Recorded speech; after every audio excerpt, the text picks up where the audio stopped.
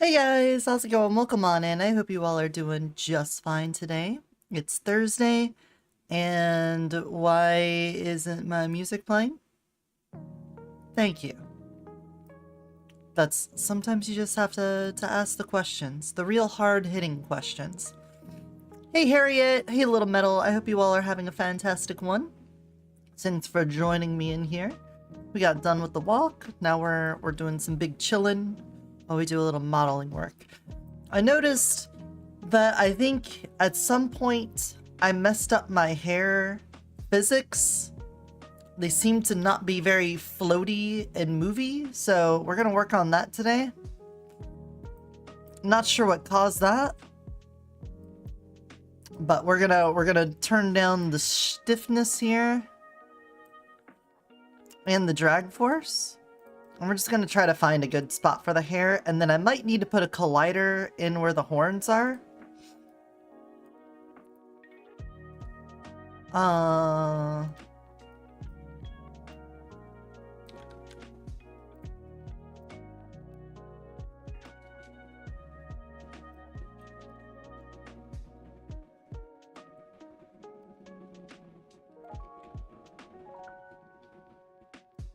There we go. Gotta grab from the hips. So they wiggle. It's less stiff, but we want it to be kind of floaty. You know, we want to have like floaty hair. So we're gonna do that. Oh, thank you for the head pad. So hair, what we want is for the drag force, I think, to be higher. If I set it all the way up, how does that look? And then grab the hips.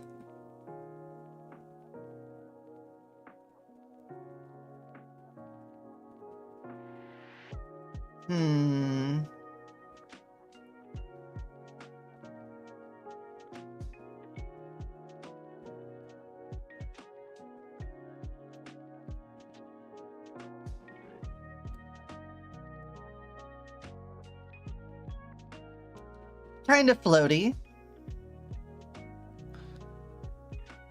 I wish there was like some elasticity to it, you know? But I don't think that kind of spring bone works here. Hey Reaping, how's it going? Welcome in. There's nothing like elasticity in this. Let's just crank the stiffness all the way down. The gravity power on the hair is also... There's no gravity force on it. So this is probably just going to be a little silly, but let's see. With zero stiffness, I imagine this is just going to go everywhere. Yeah, look. Huh. Huh. Huh.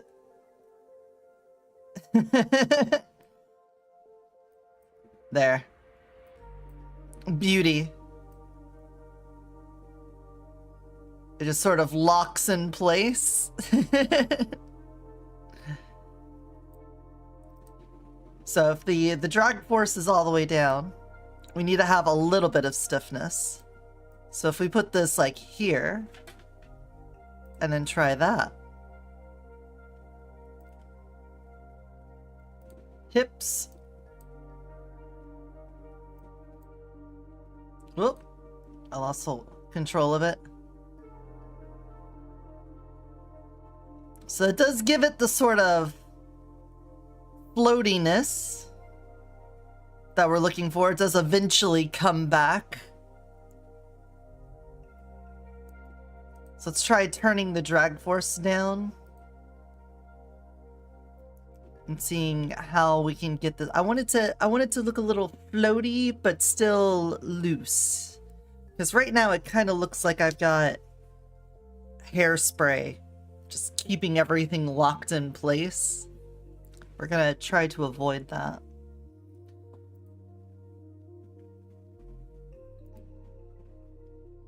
Hips.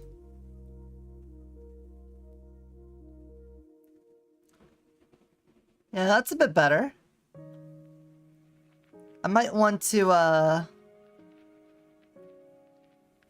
I think I'm gonna put colliders in where the horns are, so that the hair doesn't go through the horns. I think that would look a little bit better. That's already a lot closer to what I'm looking for. There's not a lot of bounce to the hair though. You can see there's a lot of bounce to the tits, but not a lot of bounce to the hair. I think because the bones are already pointing down, there's not a whole lot you can get out of that.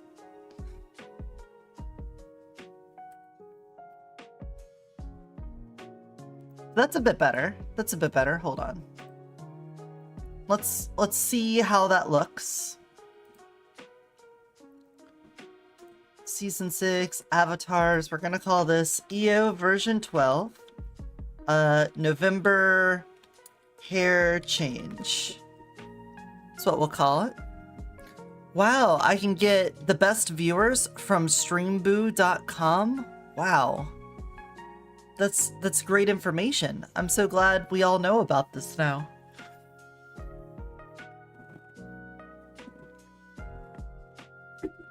Here, let's get the puppy cam going.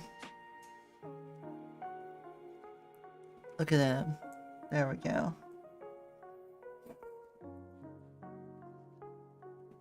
He's the yard guardian right now. Hey, Reaping says hello, Charming. He's got the very important job of looking out for squirrels. He's on squirrel watch right now. Yeah. You like this little desk I put here so that you have something to sit on? Uh-huh.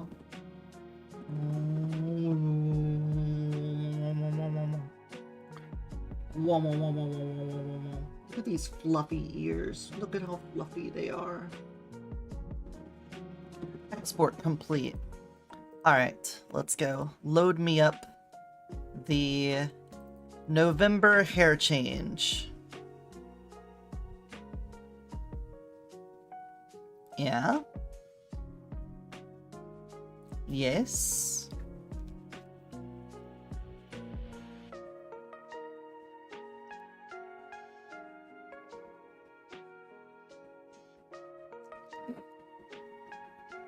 Hold on. I need to set this to default. Application start or avatar loaded. I want the current skin to be dragon and the element to be cosmic.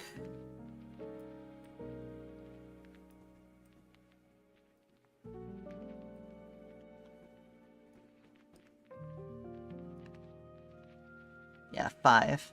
Thought it was 5. There we go. And then, can I also get automatic particle effects turned on?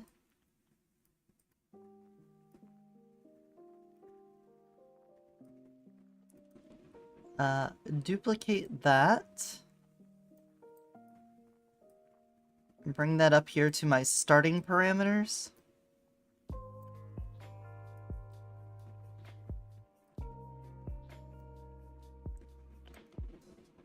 There we go. This way, every time I load up my my avatar, I'm gonna start in Cosmic Dragon form. Hey, Moosey Poo. So how do I feel about this? This is a little better. The hair looks floatier. Again, I can't do anything for bouncing with the way I have the bones set up. I think I'd have to go back into Blender and set like an extra bone here that's a little bit offset to the side so that when I go up and down, it raises up and down. Let's start a notepad on things I know I need to fix. I know Blender, hair bounce bone.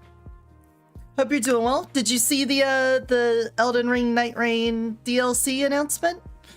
I know you don't care for Night Rain as much as regular Elden Ring, but the Scholar seems cool, and we probably got some more Radon to be fighting.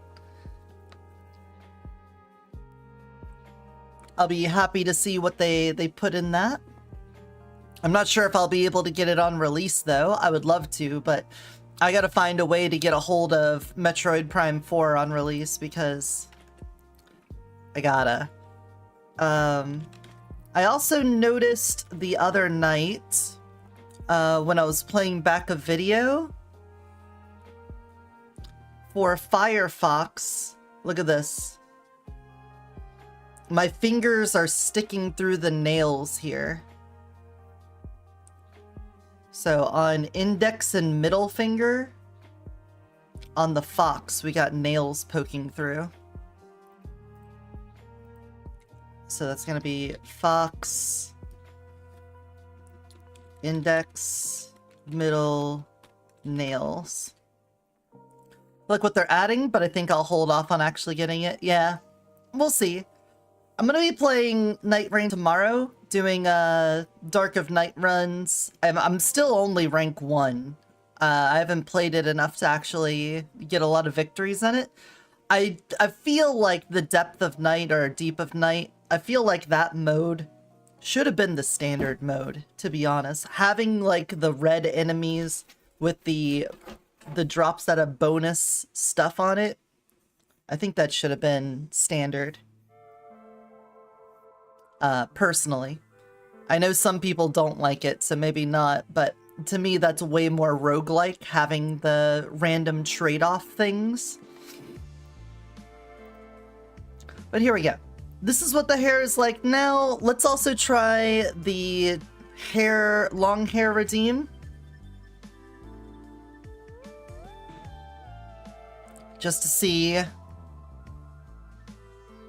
You know, the hair isn't actually interacting with the horns too much.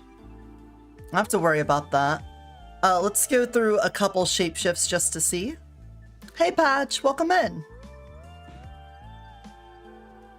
Let's go Candy Slam. Let's also do the faster shapeshift. Yeah.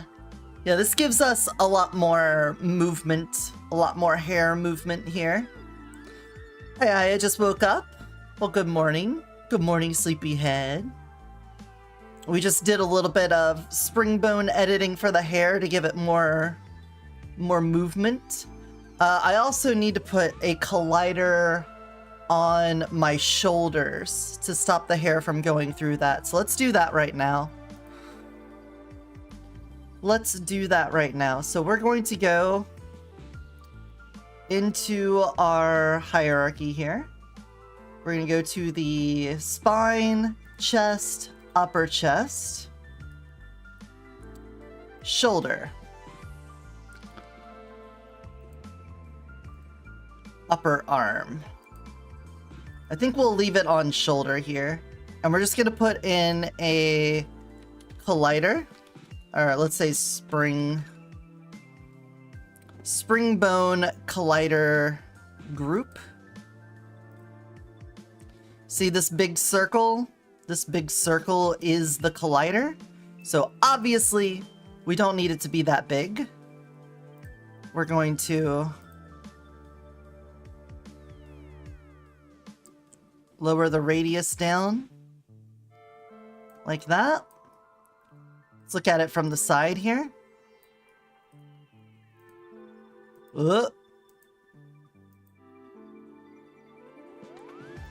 Okay, that was... Fuck me for trying to use what made sense to me. Gonna move... Ooh, not the whole arm. Just the collider, please. Give that a 0.1. Move that over. I don't know why that's inverted, but there we go. And then let's round these numbers. Let's make this a 3. And let's make this a 0.35. I don't know. about you? 2.5? Alright, undo that. Why? 2.46? Where is it going?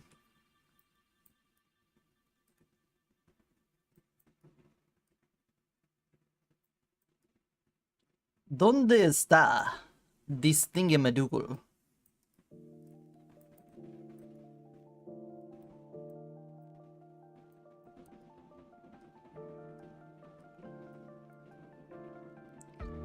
What is with this number? E to the -10? That... What? That's such a big number.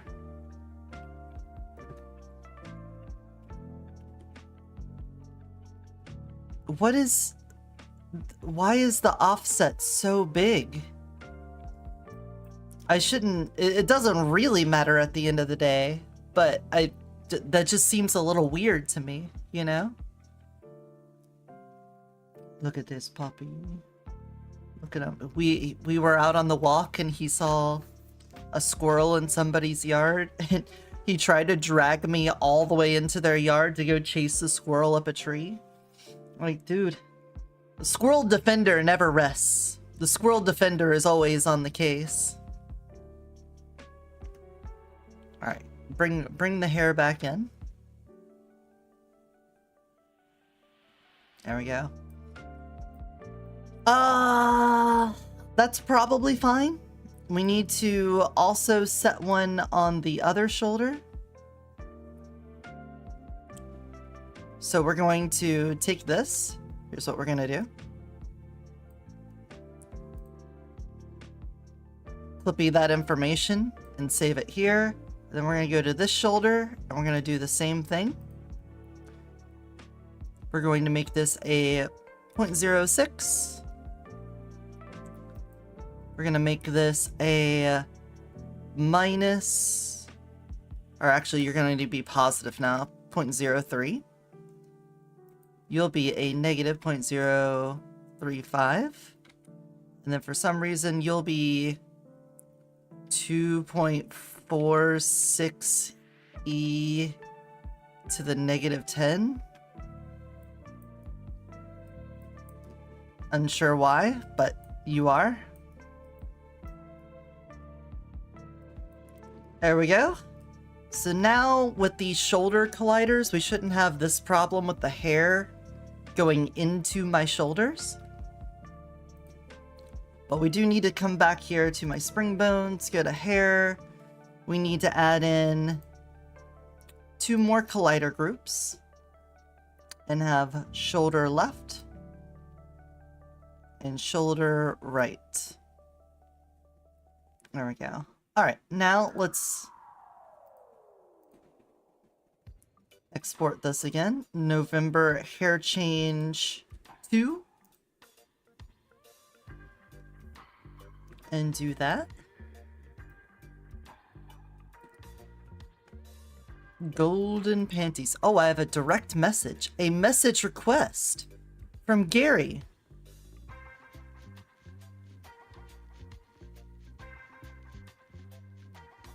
Huh.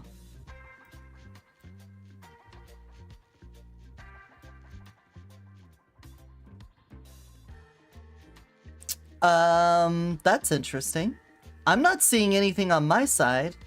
Hold on. Let me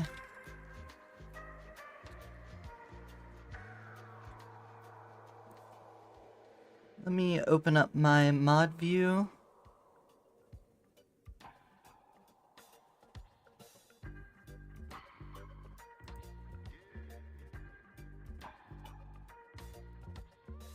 That's weird. Sorry, Little Metal. We'll take care of it.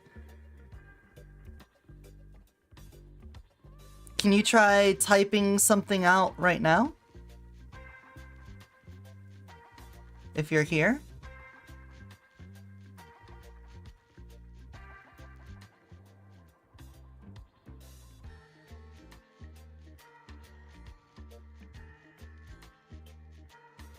I'm not seeing anything in the mod view for it.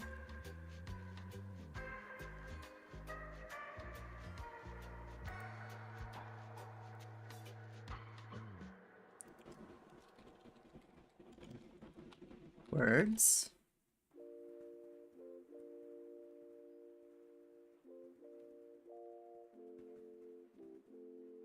It says my stream is unstable because my bitrate's too high.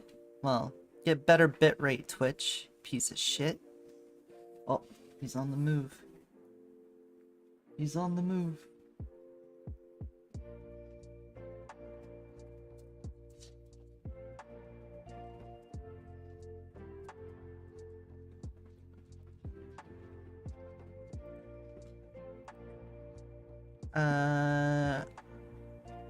If you are still in stream, try sending something.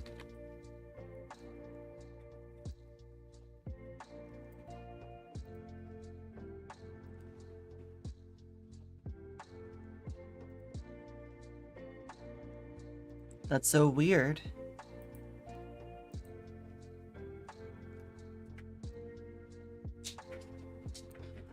Anyway, we got that. Let's come over here and try hair change 2. There we go, and then you'll shapeshift. Or not. Oh, it's going to go to what I last had it as and then go back to dragon form? Okay.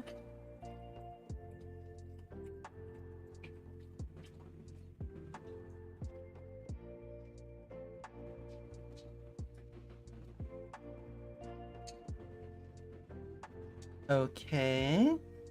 That seems fine. We'll do the long hair toggle.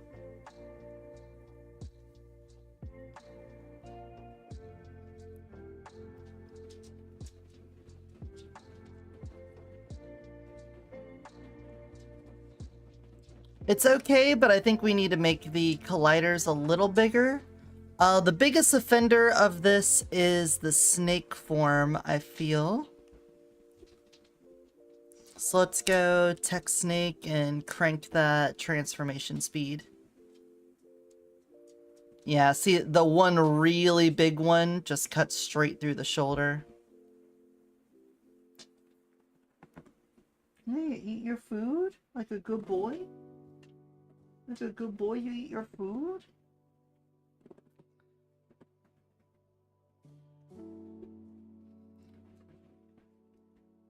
Oh, I hit it twice.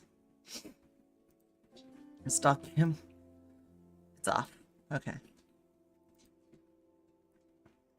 I'm sneezy. There we go, and he's back. The ever-vigilant guardian of the yard, watching from high command. We're chilling, bud. Just chill. Just chill. Come on. Remember, we got a couple hours, and then after that, we get some more hangout time. Yeah, there you go. There we go. Seems like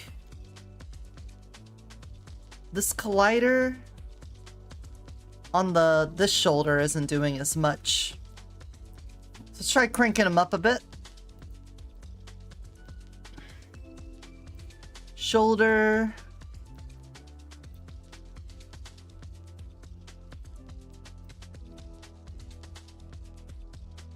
Let's make you a 0.8.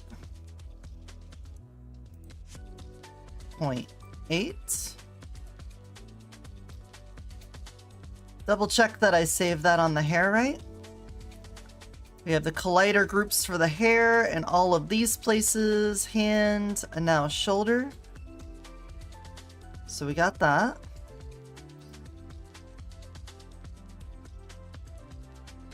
Wait, did I already had one for the upper chest here.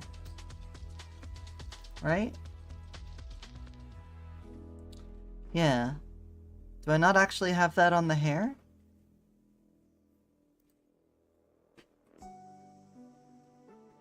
These are the root bones.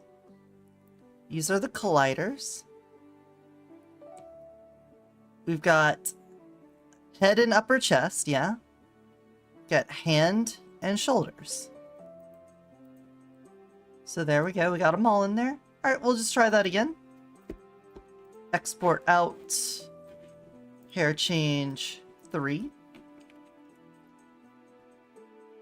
And do it again.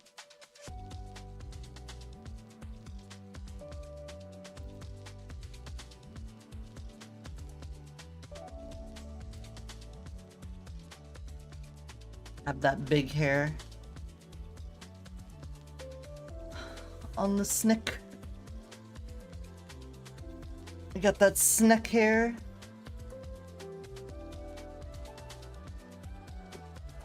Complete.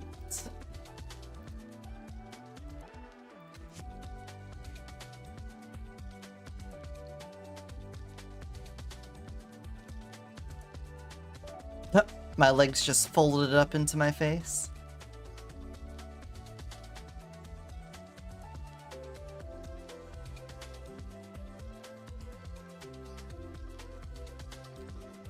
Shapeshift speed fast.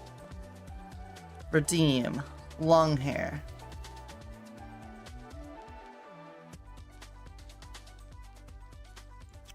That looks fine. Now we go Tech Snake.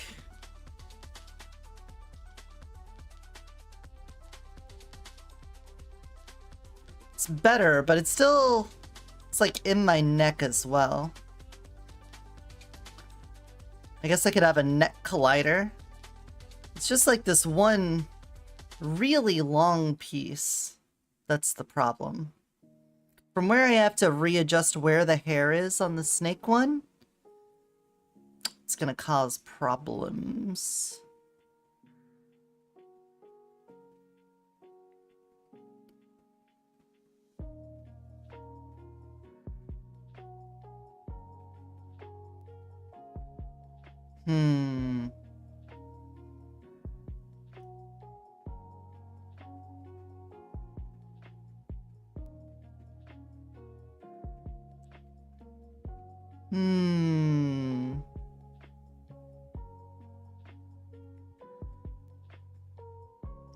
Yeah, we'll try putting one on the neck. Give it one more. We don't have enough collider groups here. Every purplish magenta line is a spring bone and or collider group. So let's come up here to the neck. Add a component here as well. Put you down to a point. Excuse you, 0.08. Let's try a 0.02. Too much. A 4.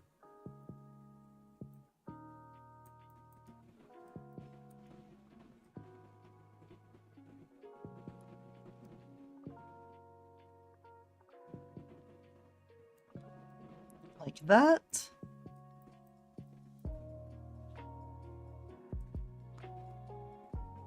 Let's make it a 5. It always feels like it needs to be slightly bigger than what I expect it to be. And then come down here to our hair, add another group, and then add our neck on there. Let's see if that looks all right, or if that makes things worse.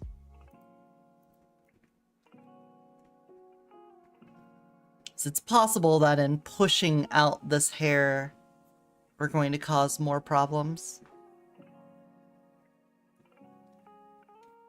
We've seen it. We've seen it before.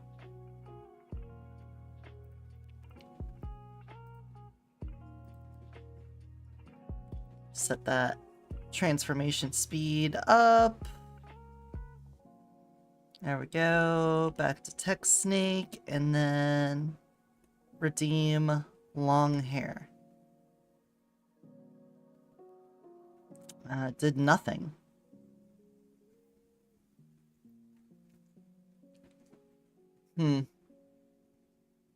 Alright, I'm just gonna undo that then, since it didn't do anything.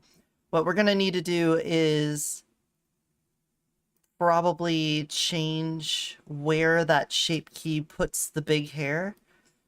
So we need the snake hair shape key.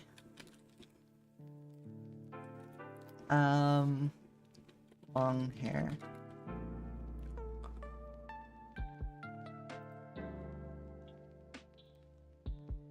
And let's undo that then. So let's go back to the neck.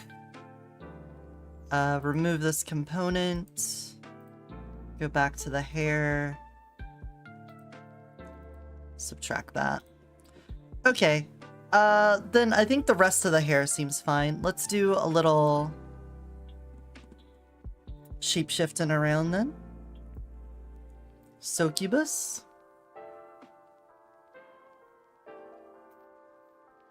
Yeah, that looks good. Moss Bunny.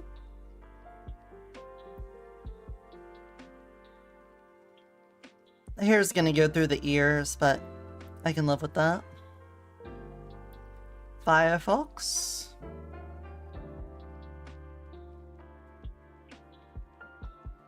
Looks good.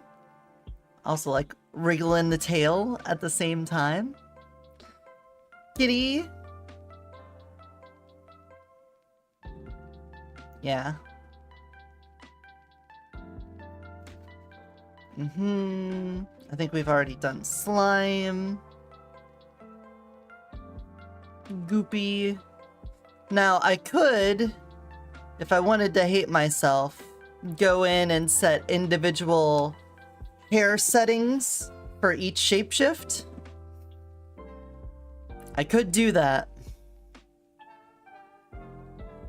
Do I hate myself enough to do that? Not today.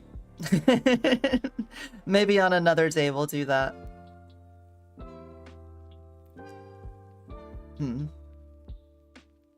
There are other things I wanted to test, just for fun. I figured this would be a pretty quick fix.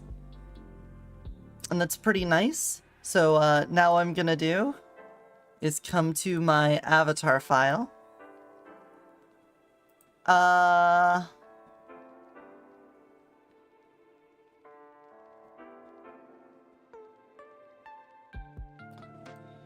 Well,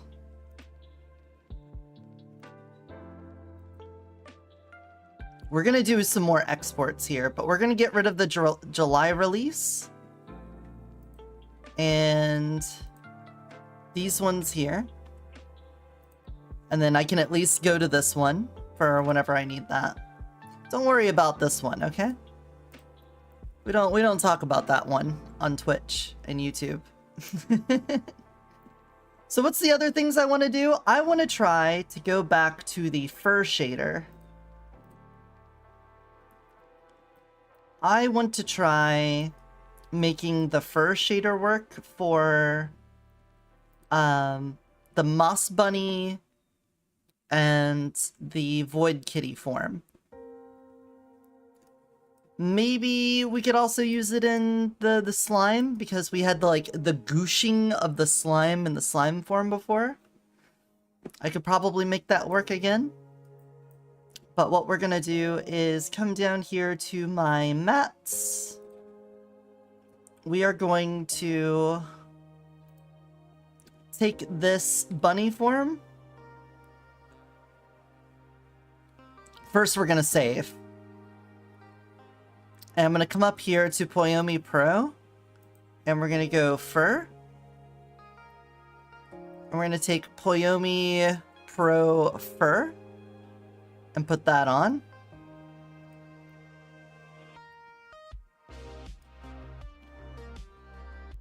And come down here to the fur texture.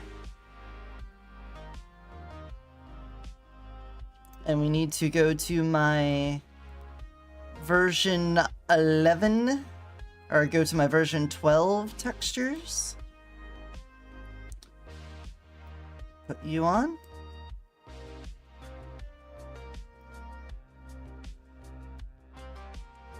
a layer count there. The height map and all of that's not going to work. We're just going to use this for now.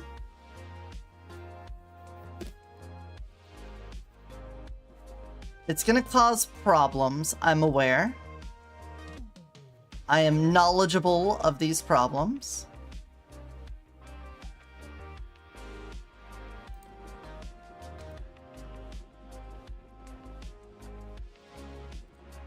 And we're going to call this EO version 12 November Fur Test Bunny. And what I'm going to do is basically shapeshift into my bunny form and see how it looks as it shapeshifts into this, because with the different texture maps overlapping each other using the flipbook and all the stuff I have going on, I don't know how it's going to look. And I'm interested to see. Now this is the shader's a different one, so it's going to take a minute to compile it. The idea is maybe we can get slightly better. The problem with this is, as with everything I do, it's going to make things a little bit more complicated. We're going to have a fur shader on a couple of these, if not eventually all of them, so that I can use it in different ways. But when I do a VRM export, I don't think it's going to work that way. I think it's just going to cause problems when I do that. Yeah, here's the fur pass. I try putting a pillow on this for him to lay on, and he just ends up pushing it aside anyway, just laying his head on the desk. Hey Floyd, thanks for coming in. Hope you're doing good. We're doing a little editing. I've made my hair a bit more floaty and flowy. Here, let me go back to dragon form. Doing a little model work today. Now that I got the hair situation is crazy. Now that we got the hair situation figured out, I'm going to be testing some other stuff. I have a fur shader that I've been wanting to use, but every time I try to use it, it doesn't look right. So we're going to try this for now. Make my shapeshift faster.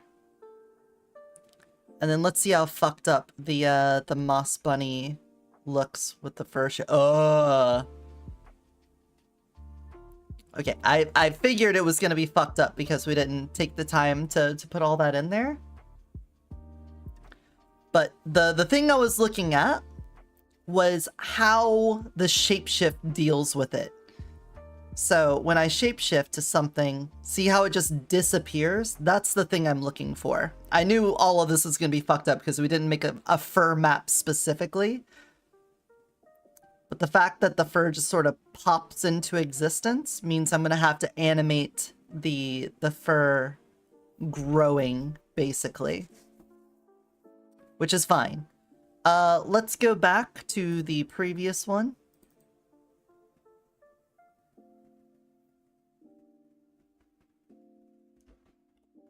I'll go back to dragon form while we do this. So this is probably fine. This is probably something we can deal with fine. We're just gonna have to do a little bit of image editing. We're gonna try to make a fur map for the bunny form. So let me go into my project folder here and the skins. Welcome to the mines. Welcome to the Unity mines, the Blender mines, and whatnot. This is my normal map for the bunny. We're going to be using that because that should be the closest thing to figuring out what my my fur is going to look like here. So on the fingers, like these nails, So what you're looking at here is what I use for the normal mapping for my avatar, which normal mapping basically tells the light system how to deal with different angles of stuff so that it doesn't look flat. Like all of this looks incredibly flat, but then the fur is going to have different ridges in it based off of the light here. I could also use the reflective and specular. Yeah, the reflections.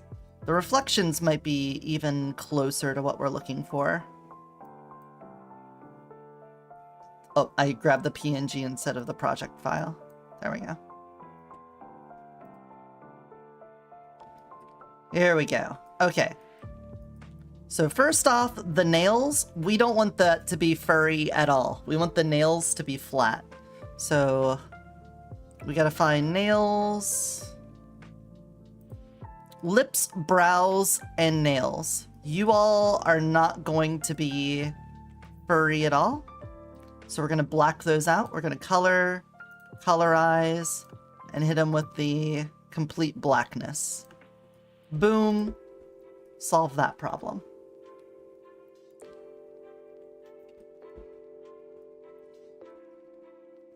Then we're going to have to make some of this more furry. We don't want the hair texture being fuzzy, I think. I don't think. You know, we'll start with it, and if we don't like it, we'll take it away. So now what we need to do is in this project folder, I should have different fur styles here that we can use. Like this one. I'm gonna drop this one in. Let's make sure I'm near the top. We're gonna put you on top. There we go. Let's turn this on for the moment.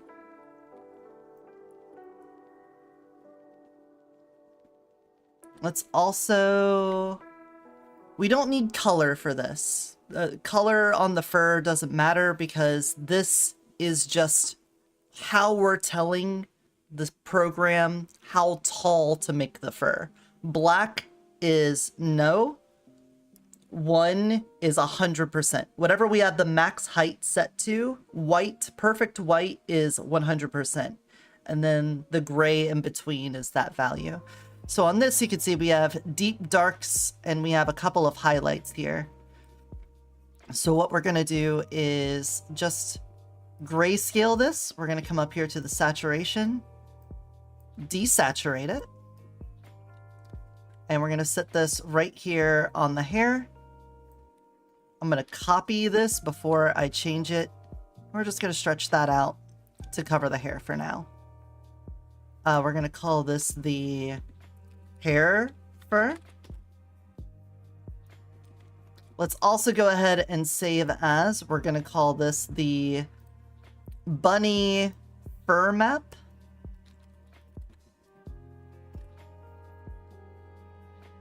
This way we don't accidentally save over our reflections map.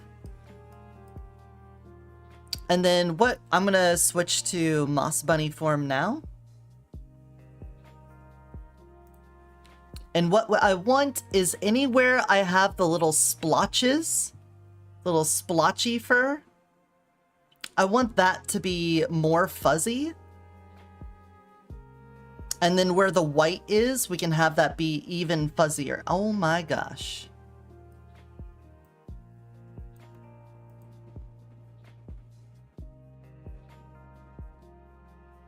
Am I? Hold on.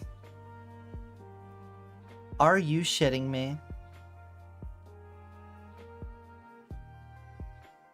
My current export has some things about it that it shouldn't. I'm realizing. We're gonna have to fix that up real fast. Hold on. That's a bit more pressing at the moment. We have some issues to deal with. I cannot say what it is, but I need to fix it live on stream. Because the last export I did was a different one. So I need to go in here to my materials. To my succubus. And I'm going to click on this. Yep. And you need to be this one.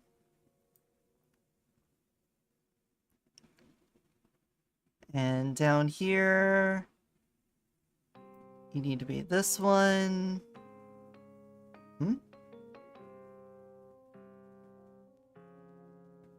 It's not linear? It's my emission map. Got it. Got it.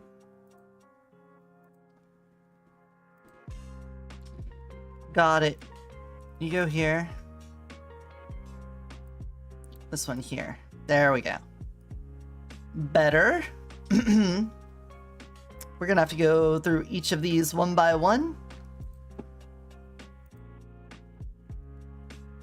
Dragon. Take me to your texture.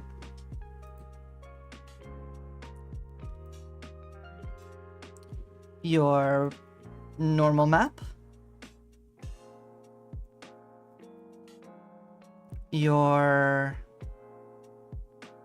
The emission doesn't matter. Reflections, that's what we're looking for. Reflections, thank you. Gosh, why can't I just navigate back? Also, why can't... I wish these could be longer names down here so I could just read them. Can I view longer names or full names of things? That's too much to ask for. Dragon. Reflections. Textures. Reflection. Material. Bunny. Textures. Bunny. Normal map. Reflections. There we go. Hey, Metal. Oh, sorry. Thank you.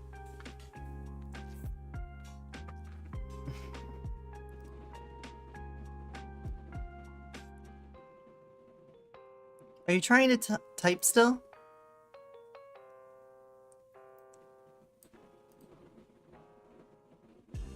Like, I'm not seeing your messages show up at all. Like, if you're typing right now on my mod view, look. It shows your stretch and hydrate redeem, but I don't see you typing in here at all.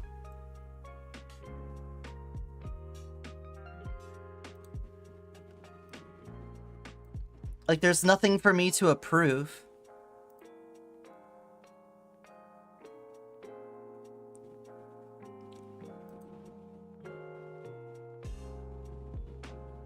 So I don't know what's up with that.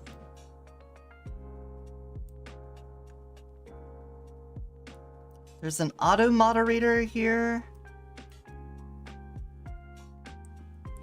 But I don't think you're getting filtered from that. It just says you're back. Like, there shouldn't be a keyword there.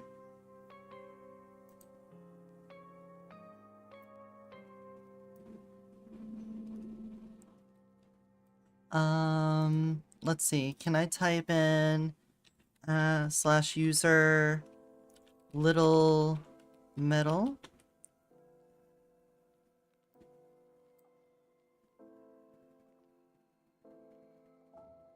There's no mod comments or mod actions on your account.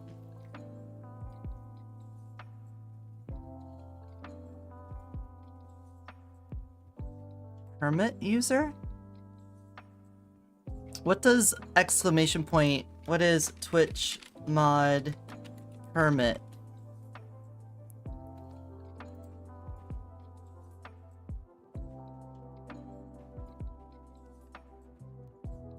Permit command grants temporary permission for a specified user to share a link in the chat.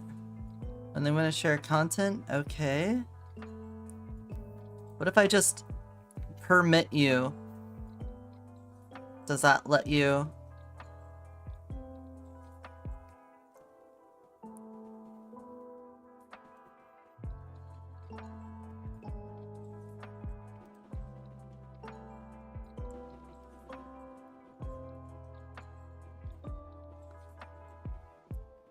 What is going on?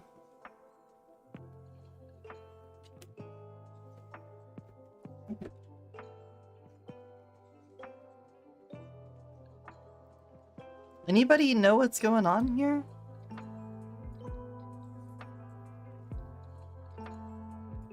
I'm so confused. They were typing in chat just yesterday.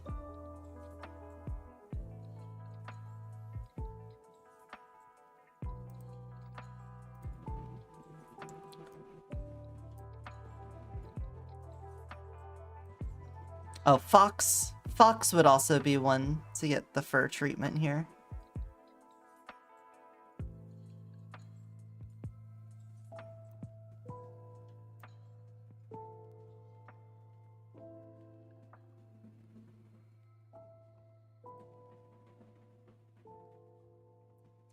Messages being checked by the mods and us not been sent. But I'm not getting any mod thing. There's nothing to redeem here. I'm not seeing anything. I'm seeing your request. I hydrated and stretched.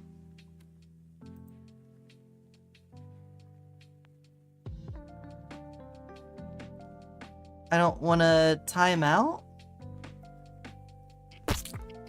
Oh, well, there we go. Hello. Now I see that.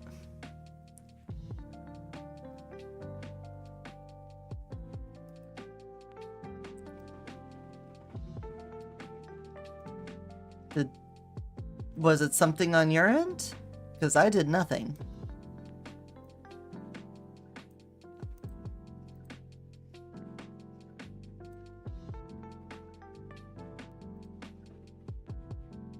It's your VPN? That's super weird. Believable, but super fucking weird. Alright, cat form. Sorry this whole thing ended up on a completely different detour here with me having to change textures.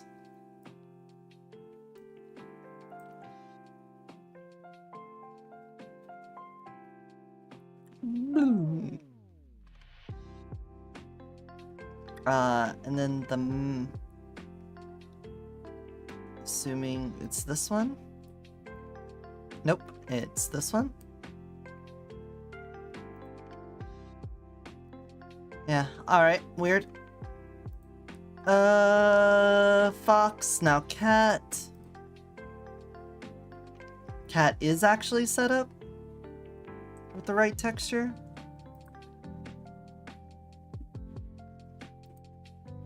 Because I just did it. Material. Snake.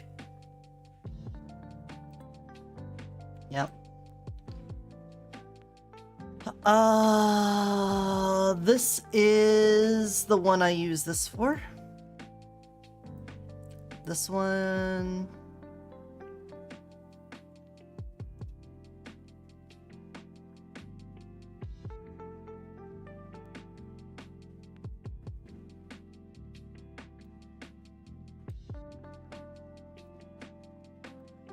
There we go.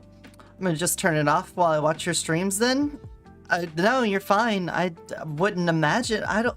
Why would a VPN make it so that you can't chat? And why would it tell you a mod's reviewing it if I don't even get to see the message myself? Like, I can't. There's nothing for me to review. That's such a bullshit thing to do to someone, because then you're like, alright, I'm just waiting on the mods to review, and then there's nothing for the mod to review. And after all of that, you guys are about to get hit with an ad break. Not that we're really accomplishing much here at the moment, since I have to get rid of all of the textures I can't use for testing purposes. Slime form.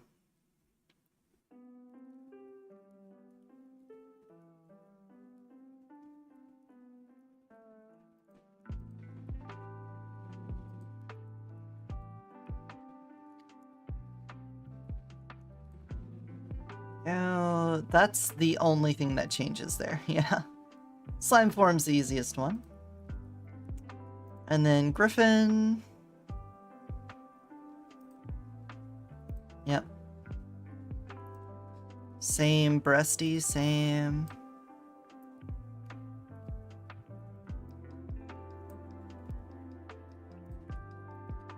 Okay, better. Let's export this. On the bunny side of things. Materials? Bunny.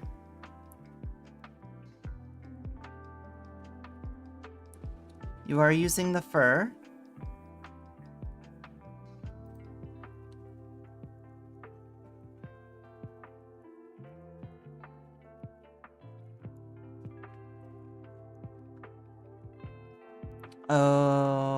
Huh.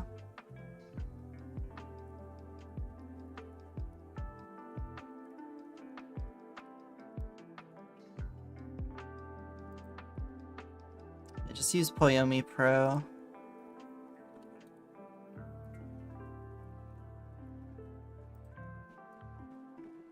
And export that. We're gonna call this EO version 12 November hair fix. Okay, sorry. I didn't realize I had fucked up my texture situation. Ooh,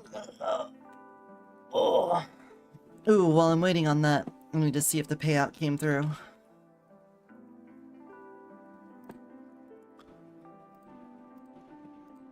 Do we have Twitch money? Yes, but that is a very sad amount of Twitch money. That is like one of the lowest payouts I've seen in a long time. What a bad month.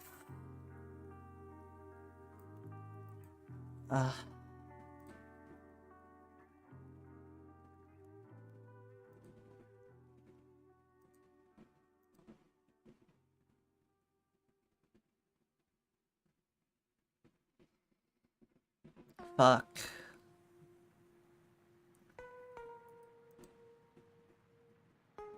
I'm in a shit spot now.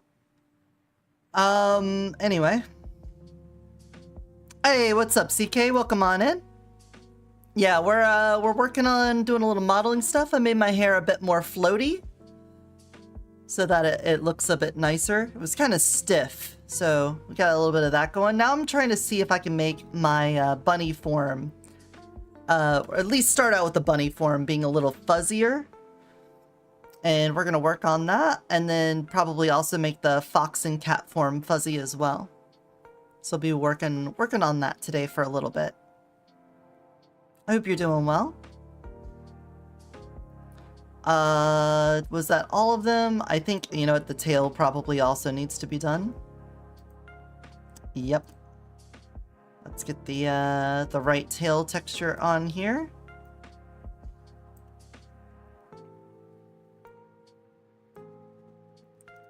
Let me go back into my avatar folder. We're gonna get rid of this, this, and this. Goodbye. And we're gonna call you the EO version 12 November hair fix. There we go.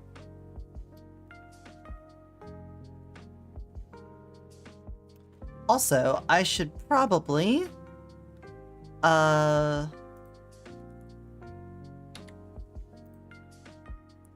Get my... Oh, I did drop it in the old. Okay. I like to keep a ongoing library of the old versions so that if anything happens, I can go back to it. So I dropped the July one in there. This is the one from last year. And then we started doing fixes, whatnot. Okay, so that should fix all of the specific problems that we were looking at. Now we can go back to what we were actually doing, which is working on the fur. So that's the hair fur. Let's do eye fur, because we have this little eye patch here. I'm going to place this down right here, like this. Let's actually rotato... Oh, excuse me. Rotato that. Have it go upwards or downwards? I think downwards makes more sense to me. I'm gonna put that there. And then we go to the... I'm gonna turn this off for a bit. And then for the splotches, we're gonna go to the... this. I'm gonna highlight around it. Then come back up to the eye fur layer. We're just gonna hit delete on that. Boom, like that. Now, this being very dark means that it's going to be low. And again, where it's got lighterness to it is where it's going to be high up. So if we want it to be very puffy, then you're going to want to have that gradient. You want it to sharply go up. If we want it to be very light patches of fur, then we're going to have that gradient be very low. So what we'll do is come up here to the curves on the colors, and we'll make the lights brighter if we want it to be higher up, or we'll make them lower, which is what I'm going to do here, because we don't want it to be too puffy on the face, because then that'd be pretty distracting. So I'm going to put it like that. There we go. Also, let's load up the November hair fix model, switch to Moss Bunny, and speed up that shapeshift. There we go. And so we're gonna work on having this be puffier. Then where I have the dark green, that's going to be like a light amount of fur. The white, we're gonna go back to being very puffy as well. So light green, let's say white here, not on the mouth. Everywhere else, we're gonna have very puffy, very fluffy hands. Then we're going to have moderately fluffy on the light green, and then light fluffiness on the dark green. That is the plan for right now. This is going to remain pretty flat though, because I don't want fluffiness on the mouth. I'll end up looking like I've got a mustache and beard. That's not what I'm looking for. We can see how this looks right now though. I could export this as the fur map. And then over here in Unity, we can drop in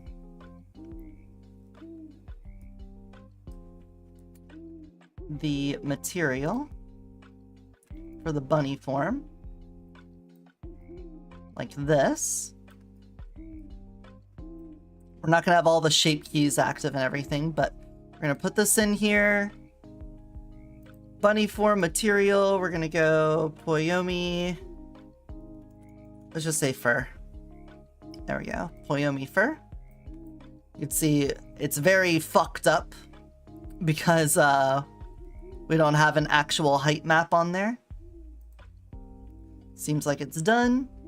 So let's come in here to our skins folder, bunny, fur map. This is the fur map. So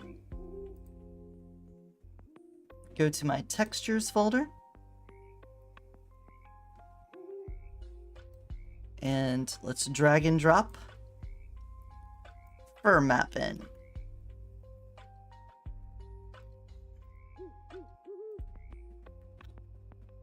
This will be changed to something linear, I think. But let's not worry about that yet. Alright. See you later, Metal. Take it easy. Oh, I messed with my camera. New. So, over here, in the fur section, we have this height map here. That's where our fur map is going to go.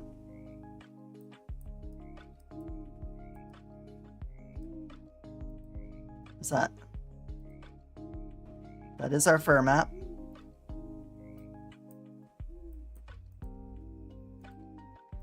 We're specifically going to look at the hair and where the eye is. The rest of this is going to be all fucked up because see how much whiteness there is everywhere else? But we wanted to see around where the eye is. You know, we could probably just dump everything else. I think the hair is a little bit too... The hair seems super fucked up from that. Okay, if we're going to test this a little bit more, why don't we get rid of... Let's just put some general colors down. This is where the dark green is.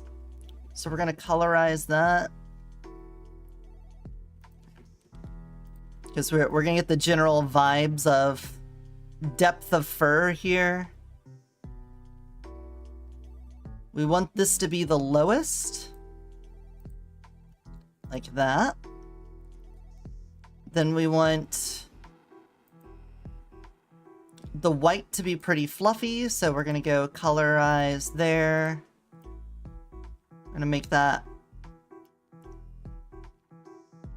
pretty fluff. Like this. Does the frame or skeleton start with like a photo or a scan? Because it has to be scaled to your actual dimensions? No. No. Like it doesn't have to match my dimensions. Like, as a matter of fact. Oh, that's camera. I can change the dimensions and stuff. Big ol' head, tiny body. Oh, that's on a timer. That's gonna cause problems. I gotta let that run out. Oh. Here is how this works. I have capturing software that is looking at all of the facial features I have. And it is applying that to shape keys that are on the model. So right here, you could see I squint left and I squint right. If I start, or I guess that would be more blink. So you blink right, blink left. It's just reacting to what I'm doing. And it's getting these values.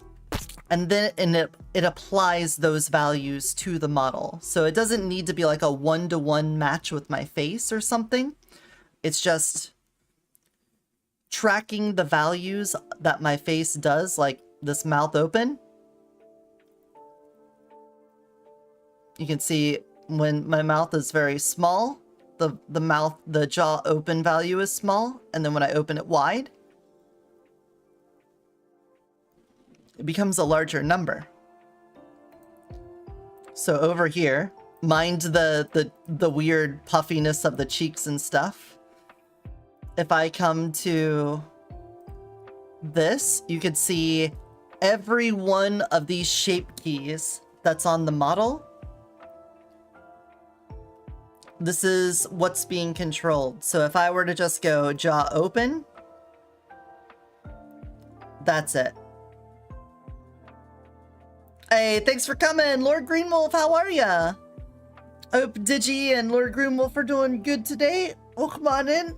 We're trying to make the fur shader work again for the bunny.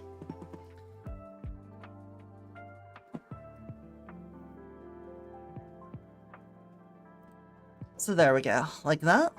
Oh, I got that first. 8 times a first. Okay, so for the new whiteness, we got that. And then this is for the light green color, which we want to be between those two. So we're gonna colorize.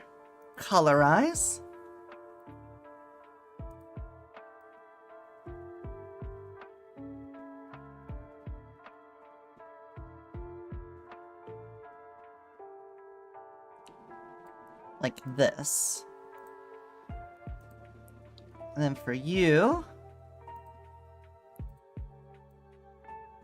I've learned my lesson that I don't want these to be super duper bright so that I can have way more fine tuning on the length. Some things I'm gonna want like little specks of brighter colors in here, just like little wisps of it. But this should be the general vibe of what we're going for.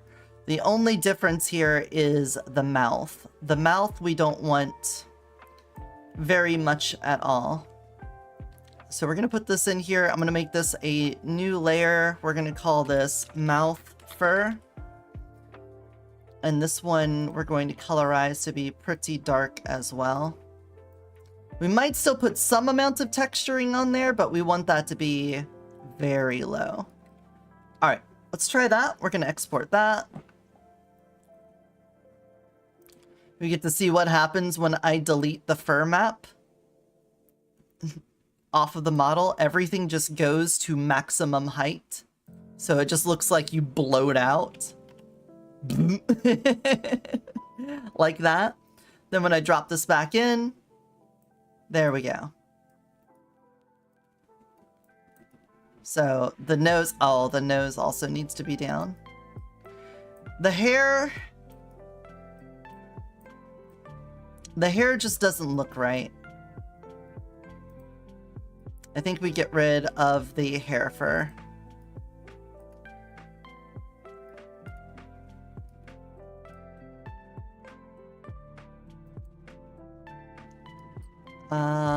The hair texture itself, we're just gonna colorize you black and solve that problem.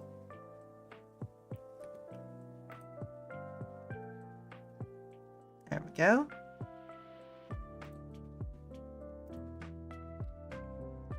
Puff it back out. It looks so silly. There we go. Now the hair is fine, and we can work on other things. The nose doesn't need to be furry at all. So nose, we can colorize you completely black. All right. Now the eye fur, we can now focus on this. If we look at it, it doesn't really look like it's fuzzy at all, right? We're not getting a lot of fuzz out of that. So let's go back over here to our curves. We're gonna brighten up the brights and darken the darks like that. And we're gonna see how that looks.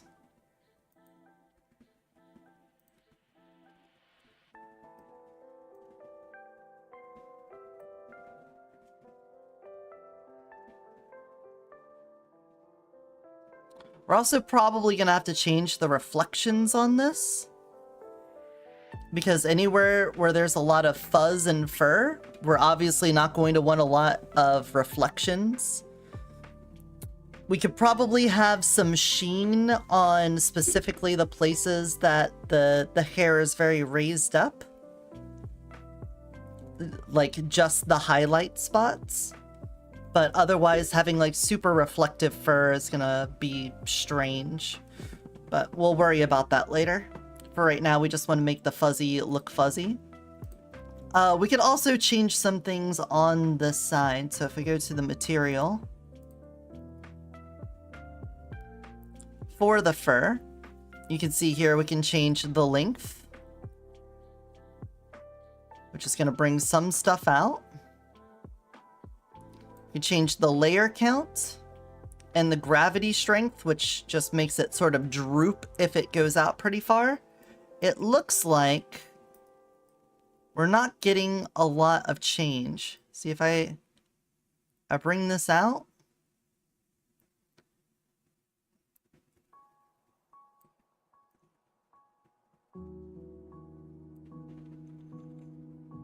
We're kind of missing some stuff here.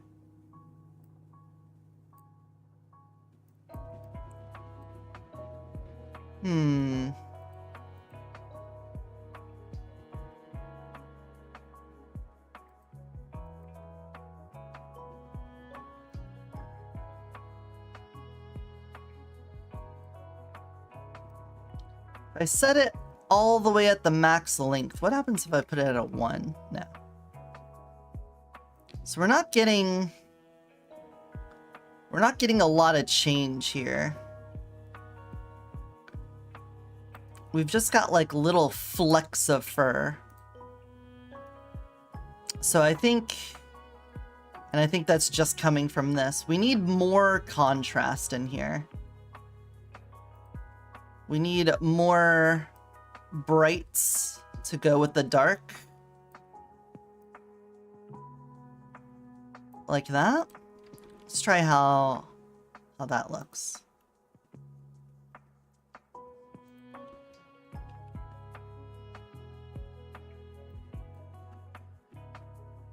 Okay, there we've got movement now. We've got differences here. We can bring the length back down.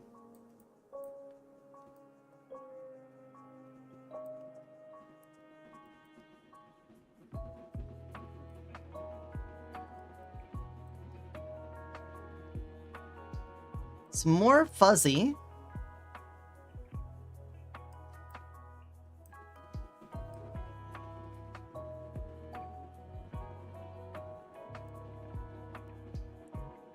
The tongue. The tongue has the fur on it. But if I have this out and we turn the gravity strength up, you could see it just makes it droop one way or another. I think for this, we could probably just set this to 0. It's fine. And then our length, we don't need it to be too much. So with this, how fuzzy do we want our maximum fuzz to be? For the bunny? Bunnies don't need to be like super fluffy. There's a lot of super fluffy bunnies, but I don't think I need that here because we're gonna get lots of fluff on the fox. I think the fox is going to be pretty floof. So let's make this a 0.02. And then, at least for this eye patch, this is kind of fallen apart here.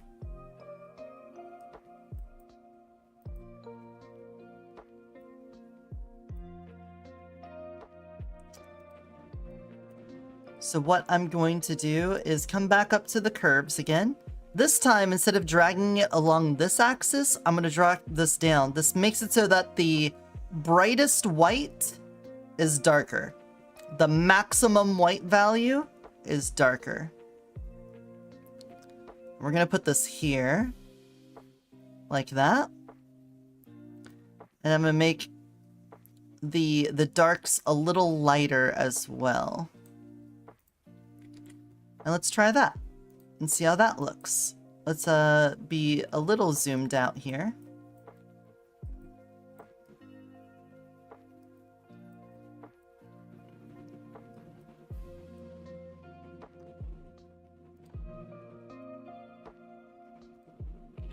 Puffy!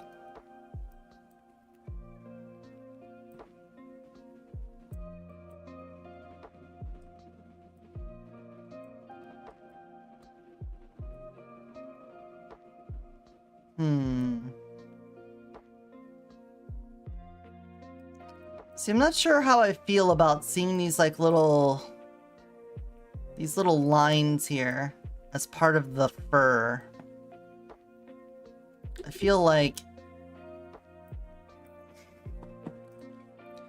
Can I get a Poyomi fur example? Poyomi fur height map.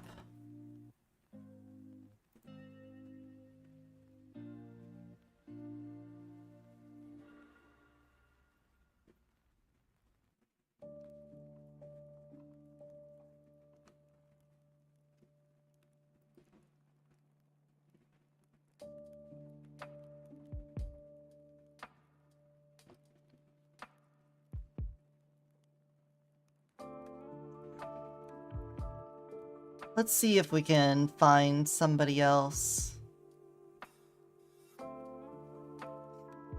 Yeah, it's an expensive feature. I'm aware. I'm a glutton for expensive stuff on my model.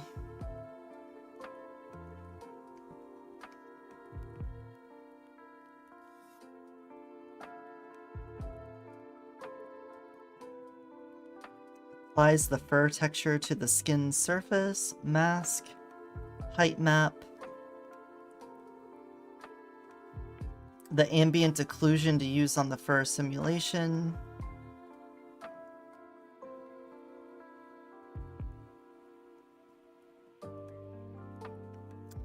How much to constantly shift the hue? Oh, that's for hue shifting. Got it. Alright. I kind of didn't expect that to have anything.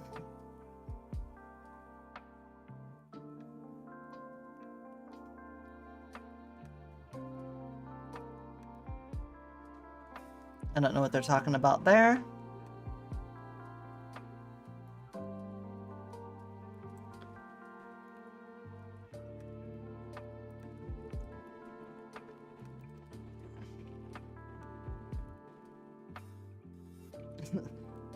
Poi in Kenya. This was not helpful.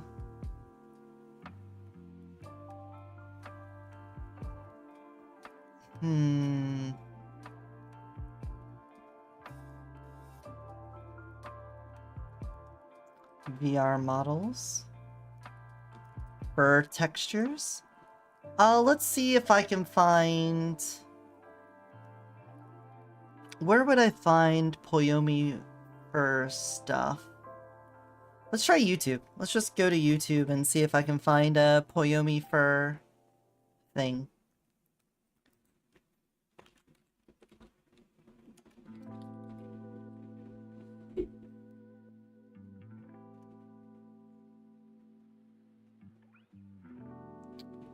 Okay.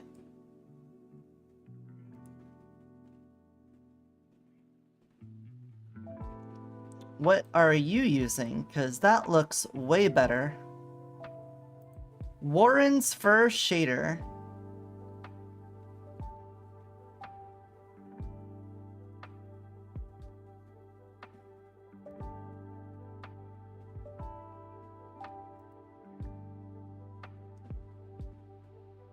Heavily optimized for speed.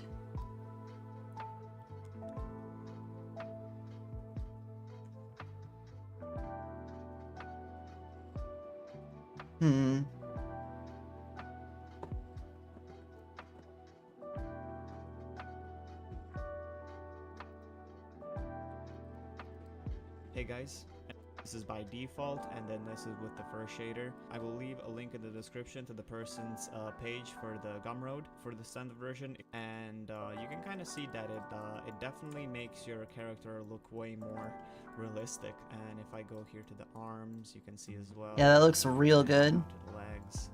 Now there's a ton of settings and tons of options. So once you have purchased the shader and once you imported it in, you can go find its body mesh, and it should be right here.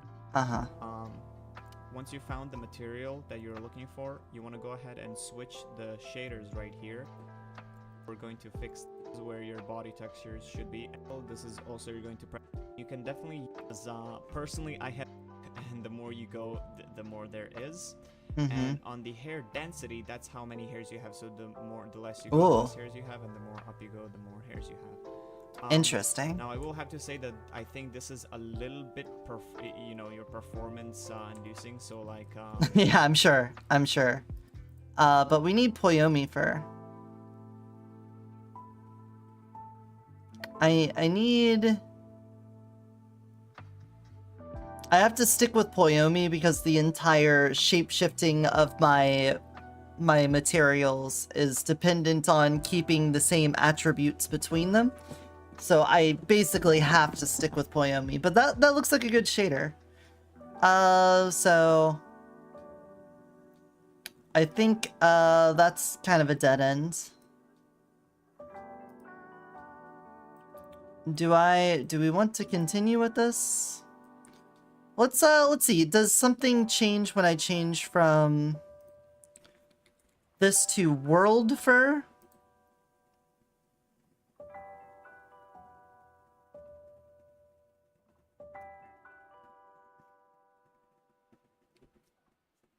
Let's see how it looks. Well, we'll just try other things. I know that there's later versions of Poyomi that I don't have access to yet, but we can try out some things. I'm also of the mind I want to try to change my shape-shifting animation. That doesn't look any different at all.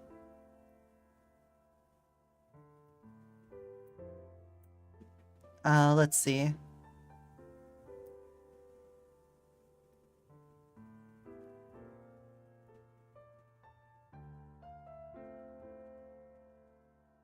Yeah.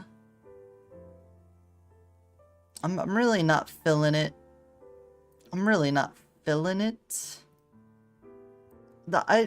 I see what they're doing by trying to make it so that the fur is essentially the thing being spaced out, like your texture being brought out. But because of that, you end up with it looking... It doesn't look like fur to me. I guess that's what I'm saying. When it's this depth, it can look like fur. Because it's so...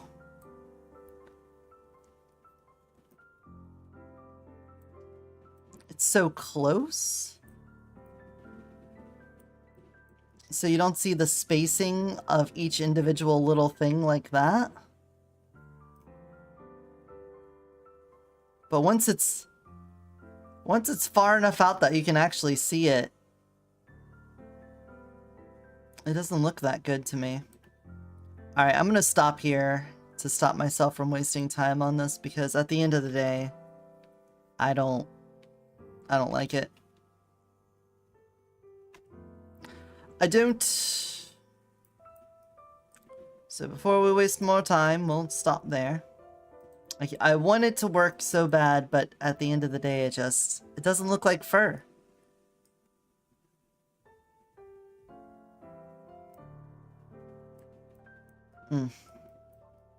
Shame. Alright, anything else we could do in Unity right now?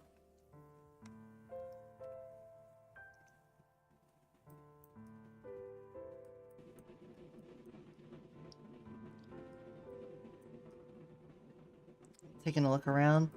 I really want to do like a contest to get a better outfit. See if you guys can come up with an outfit that looks good. A good design that I can then copy. And then for my like 4-year anniversary, we can do a better outfit.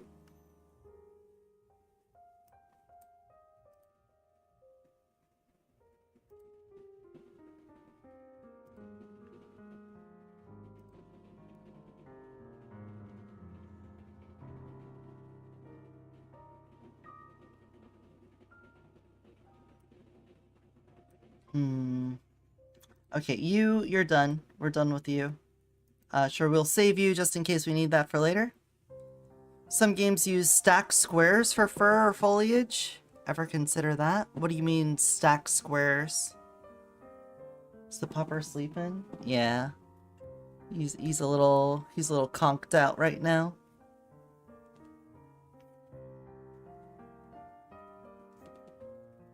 We're big chillin'. We're big chillin'.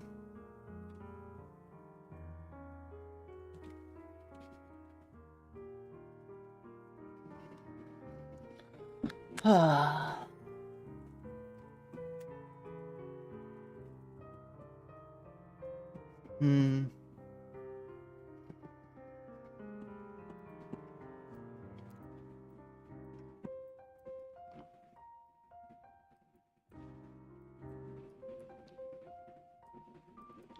What other shaders do I have in here? In the Poyomi group.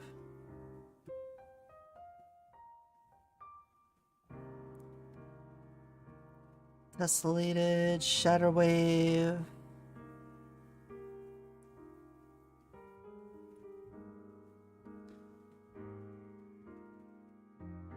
Ah, yes, the dissolve. That's what I wanted to see.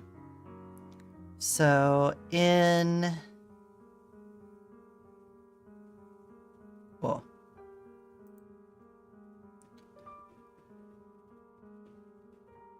What does iridescence do?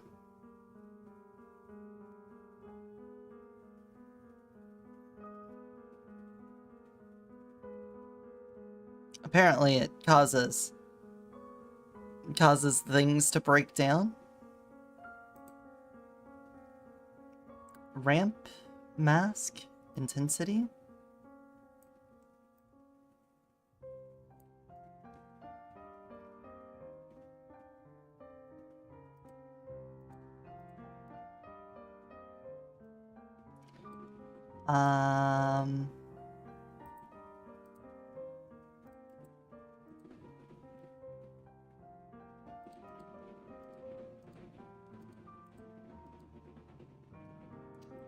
I feel like this should be a thing for me to change my color on. This is usually what these are.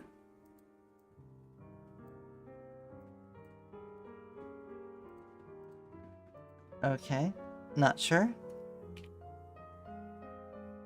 Unsure. We can check the documentation.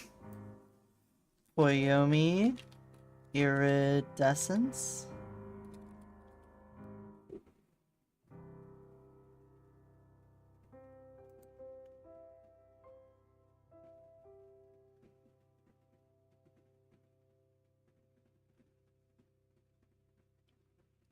Uh-huh.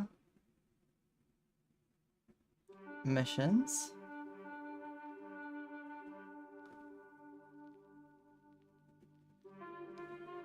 Nope.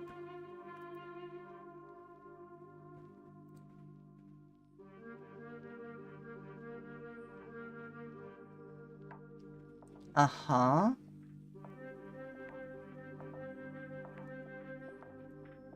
Yeah, that's what I thought. Thought it would be color gradient like that.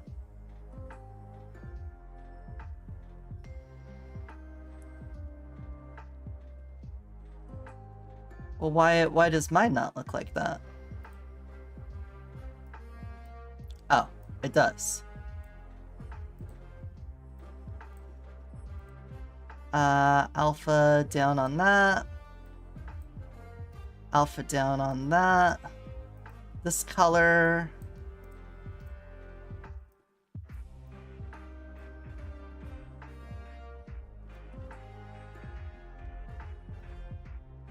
And then do like a pink, blue. Something like that. Am I missing something here?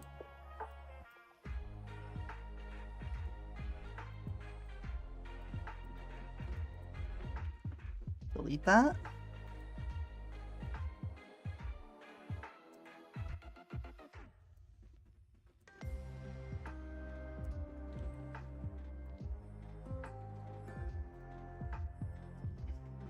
Like this.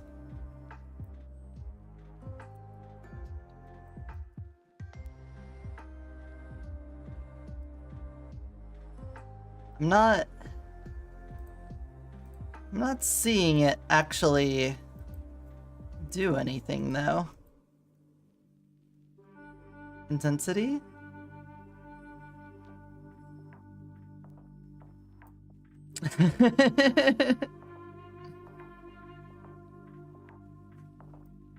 Oh.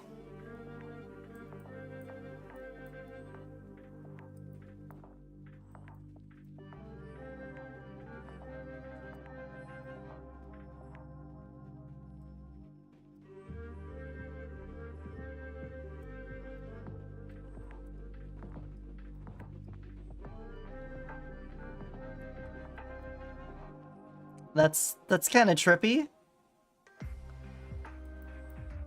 Okay. Change my colors here. Hey Sanchez, welcome in.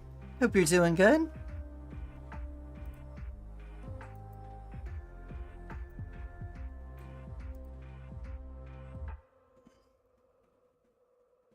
Let's bring this in, and then let's make this like a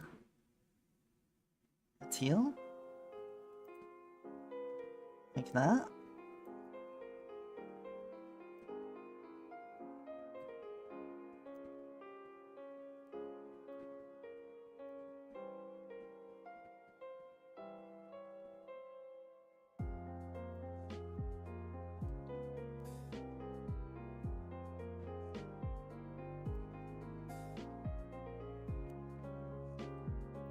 Like that?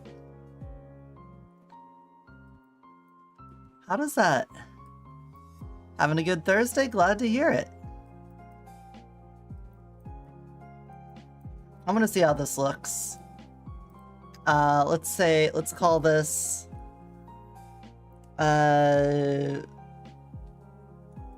Eotidiss test. This is probably going to cause it to have to do another pass through of the shader because it had to lock in a different thing. Hey, we still big chillin'?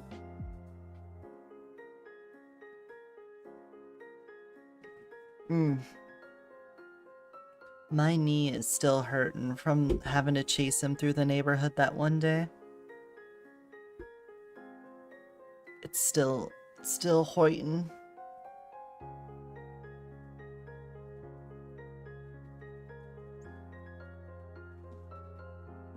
We'll just fiddle around with a couple of settings here. Doesn't mean we have to lock in anything. We're just seeing what our options are.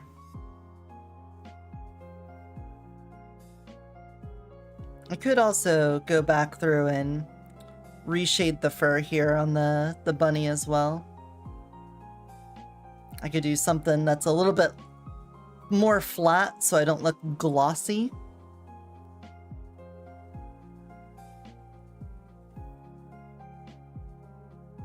I think I put too much emphasis on having light reflections that look good, and because of that, it looks bad.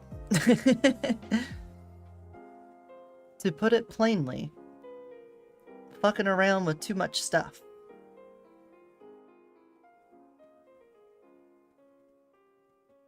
But I wanna see cool stuff. I'm a cool stuff wanter. I wanna be a cool stuff haver. Is that wrong? Is it wrong to just want the good stuff?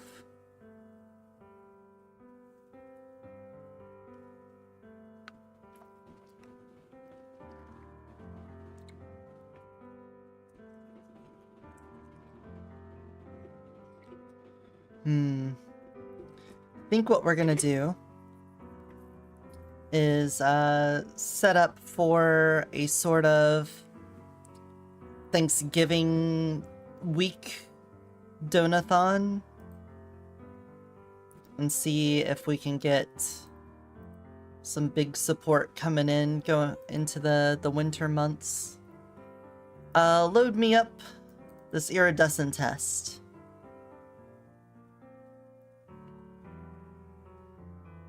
And then shapeshift faster to the succubus.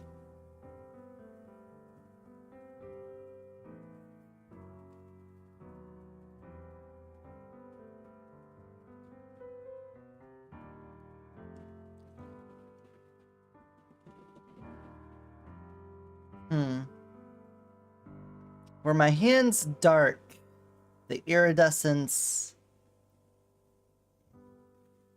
changes that color to that. That's interesting. It's got a shimmeriness about it.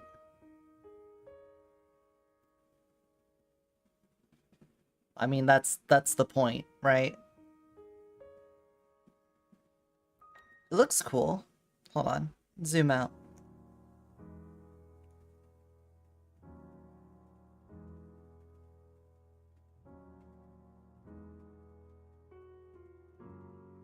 I guess wherever you have a dark color where there would be shadow is where... Bring me back to the shader, please. So this is on the darker side of things, and this is on the brighter side of things. So would it be more like this?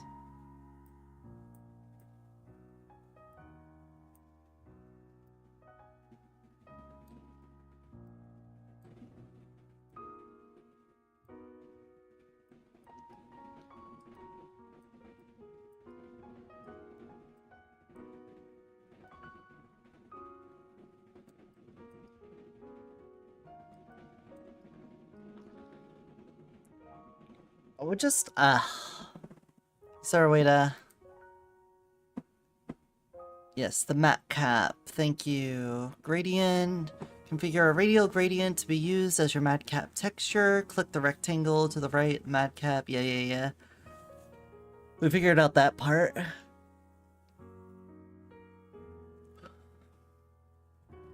Place multiply add mix screen. Unlit. Yes, the hue shift.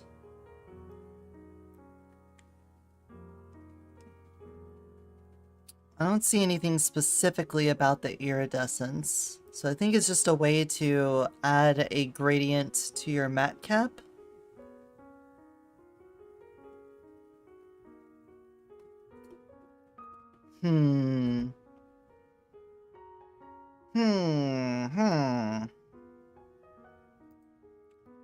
We did the hue shift.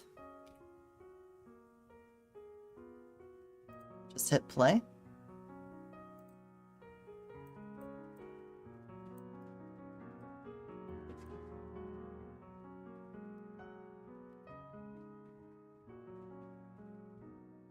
Speed that up.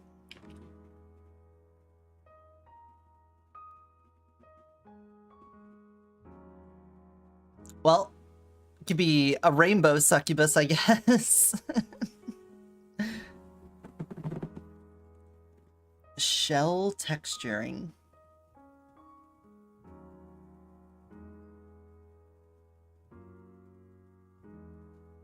Alright, well. That's interesting.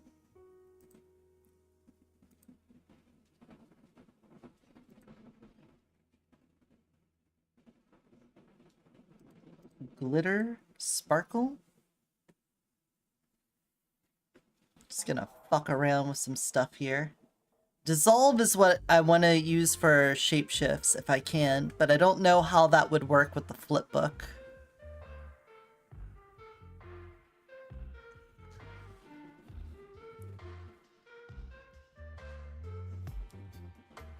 It's 30 minutes long. Oof. Well, probably watch it between streams, after streams, or something. Glitter sparkles. Is this just going to make... Is it literally just dots sparkling? Yeah.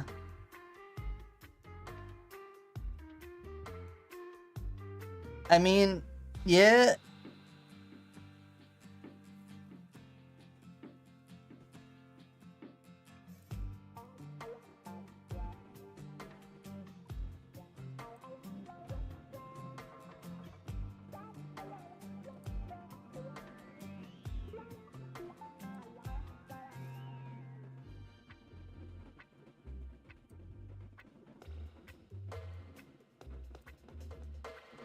Bias.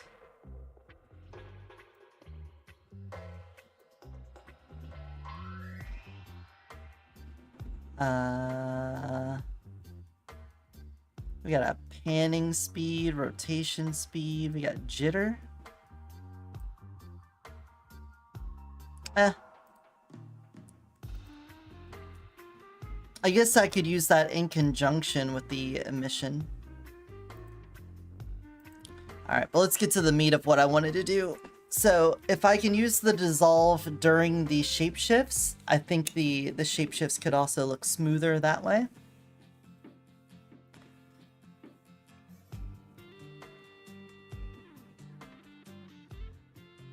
Oh, I need to get like a little knee compressor thing. Okay, let's see. So with this, you want to have this animated, so we're just gonna hit play. And look here.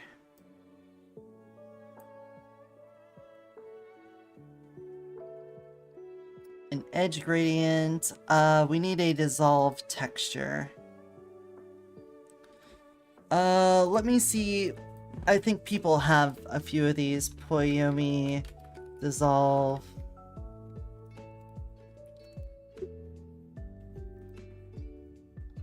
Probably just grab a Poyomi dissolve texture.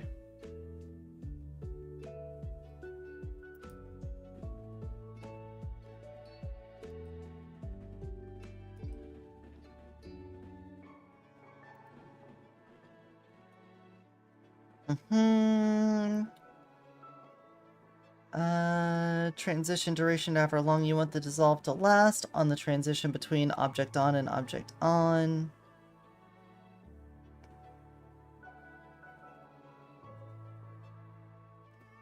Oh.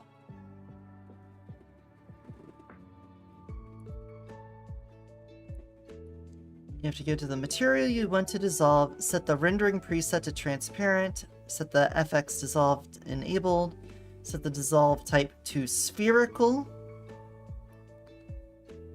and then animate the dissolve alpha value. Yeah. But this is... Uh-huh.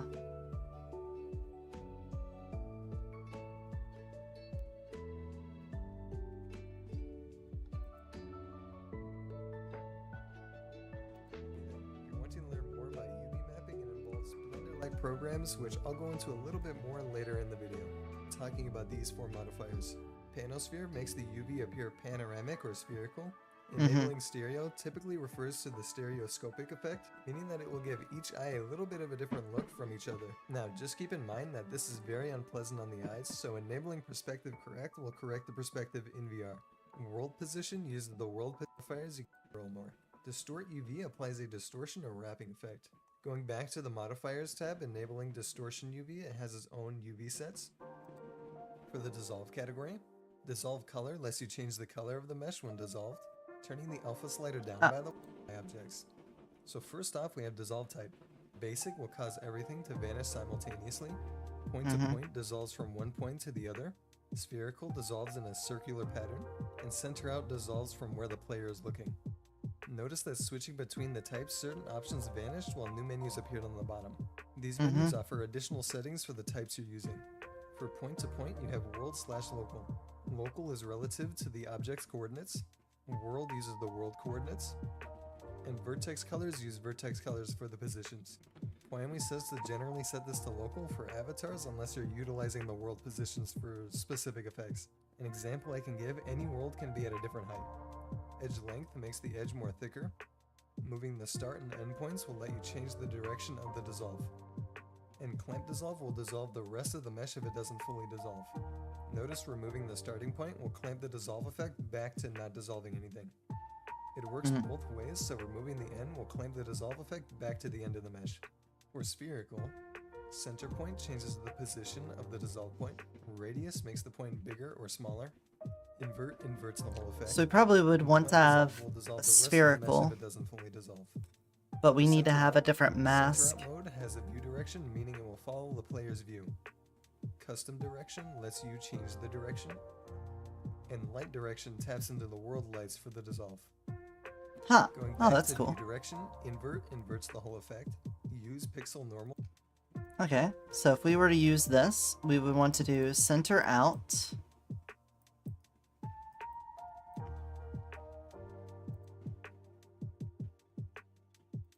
The view direction.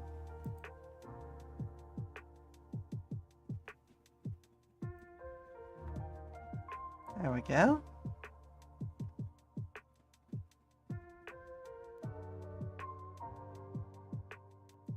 Me back over here. Uses normal textures. Power, when increased, lowers the power of the dissolve. Moving on to the edges. Edge width, adjust the size of the edge, making it larger or smaller. Edge hardness makes the edge smooth or solid. Edge color allows you to select the edge color. Edge gradient lets you apply gradient.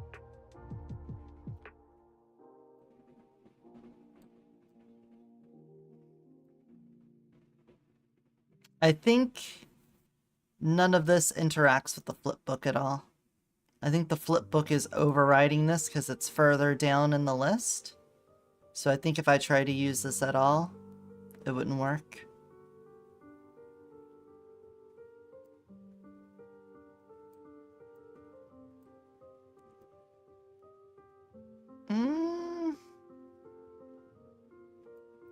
Maybe.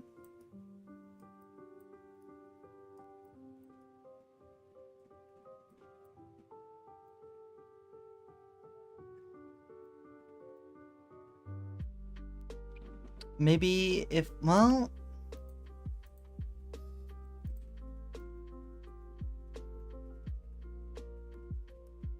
Can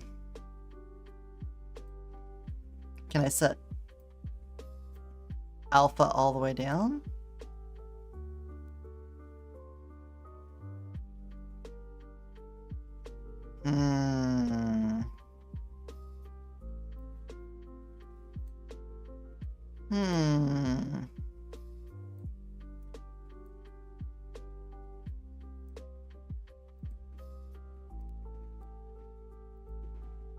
Yeah, I can't set the alpha all the way down.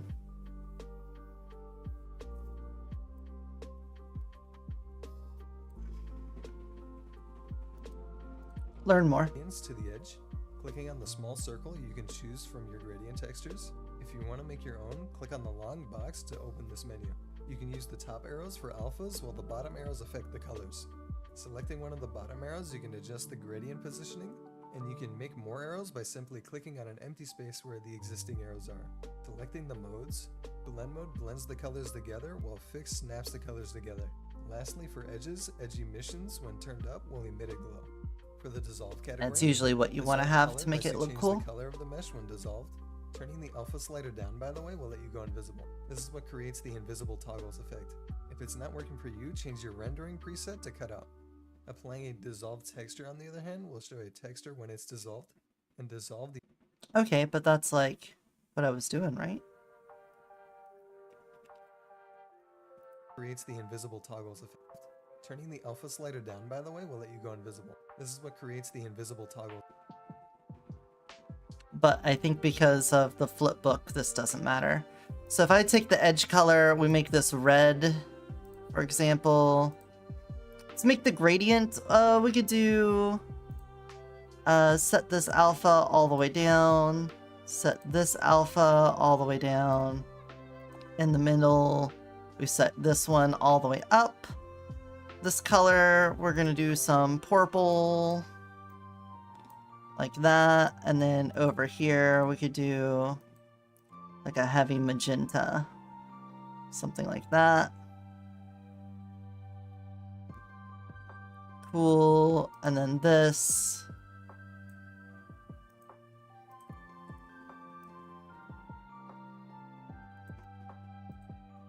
This texture is marked as RGB but should be linear. Alright, cool. Sounds cool. Great. Sorry about the ads, everyone.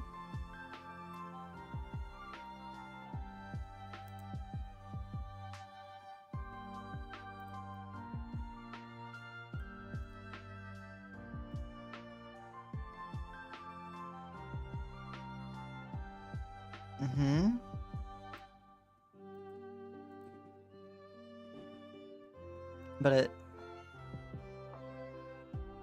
I have it set to cut out.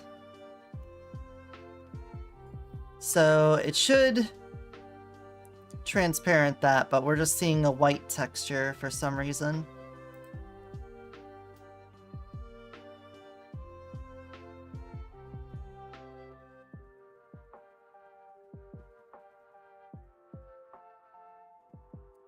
Even though I have this set all the way down to 0.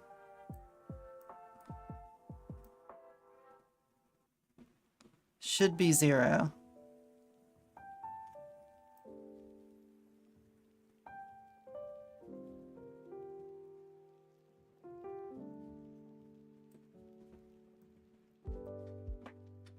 Not sure why it's not behaving like that, but okay. Continue. Effect. If it's not working for you, change your rendering preset to cut out. Applying a dissolved texture, on the other hand, will show a texture when it's dissolved, and dissolved emission strength will emit a glow just like edge emissions. For transitions, the dissolved gradient uses gradient textures for dissolving. Take a gradient texture like I have here, or make your own, and it will follow the flow of the colors. Note that this option will only appear in Basic for 8.1. For its counterpart, Dissolve Noise, it works very similar. Applying a black and white noise texture will let it dissolve like that noise. There is a variety of noise examples. Alright, Dissolve Noise. I don't have a noise. Can I just have a Dissolve Noise? And hit images?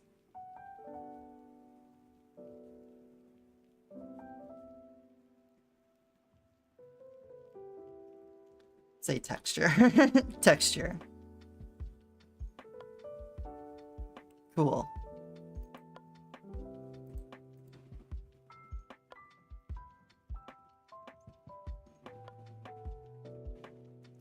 If I got rid of that, let's just about a noise texture. That's more in line of what we're looking for. Something like this. There we go. Season 6. Sorry about the ad break, everyone. Welcome back. We're gonna go to skins. Call this noise texture.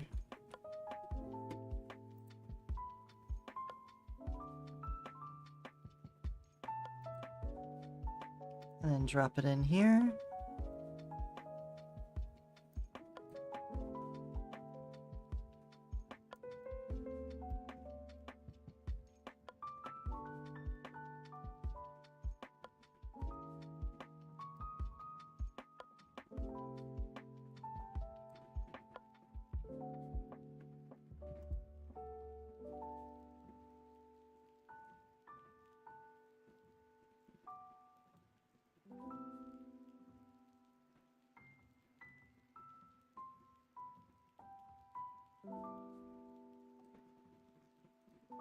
Let's watch a little more. That you can choose by searching noise. When you alter the type as well, you'll notice that the effect behaves a little differently compared to the basic dissolve type. A bit off topic, but if you're wondering why my shirt is having a hard time showing these effects, it's due to my UV map setup. My textures are atlas together to reduce texture count, which can have a whole other video on its own, but what you need to know is that my shirt is very small in this UV map. To fix this problem, clicking on the arrow, you'll have more settings, which I'll get into shortly, but increasing the tiling will help the gradient or noise you're using show its effect better on your mesh.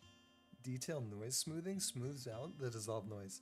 Despite my efforts, I wasn't able to get this to work for the life of me. Switching through all the types and then through most of the noises yielded no results. As seen in this clip in the Poyomi Discord, when the noise smoothing came out, this is what it was supposed to do. I'm not entirely certain if it's a bug with the version I'm using, the mesh I'm using, or just my way of using it.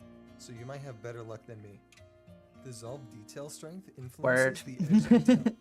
Turning up the strength will increase the effect of the gradient / noise you give it.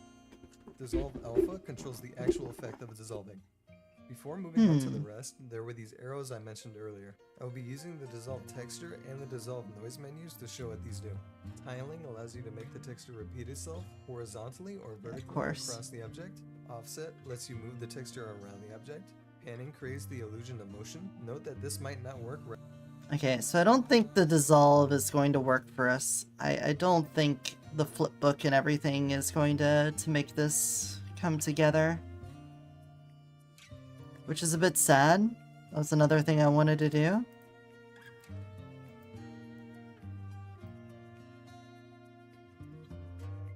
And have the texture change like so.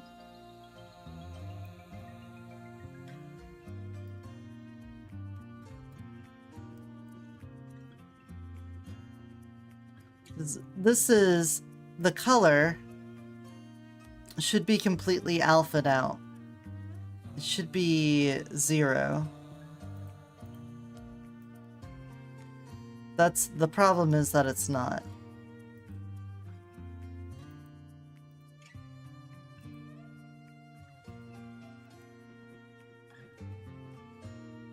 And that's a big problem.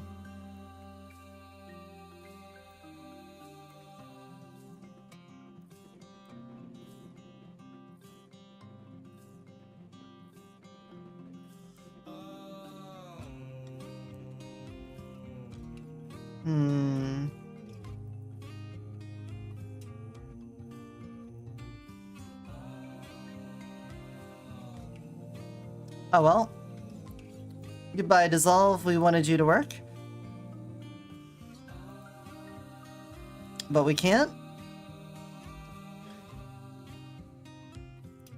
Eternal Parallax. The audio link would also be nice, but whatever.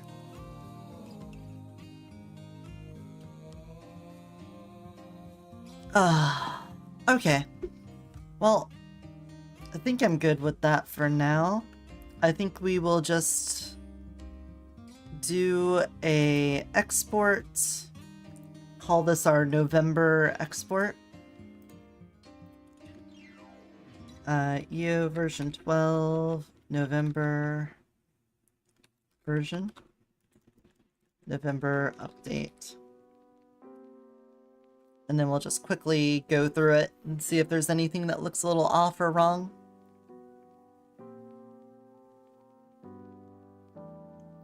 I'll start building a laundry list of to-do fixes here.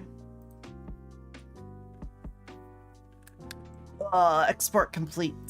Let's go. Load me up. November update. Shapeshift speed up. Alright. Fingers. Whoa. Lunch is over. You got alert now? Alright. See ya, Digi. Take it easy.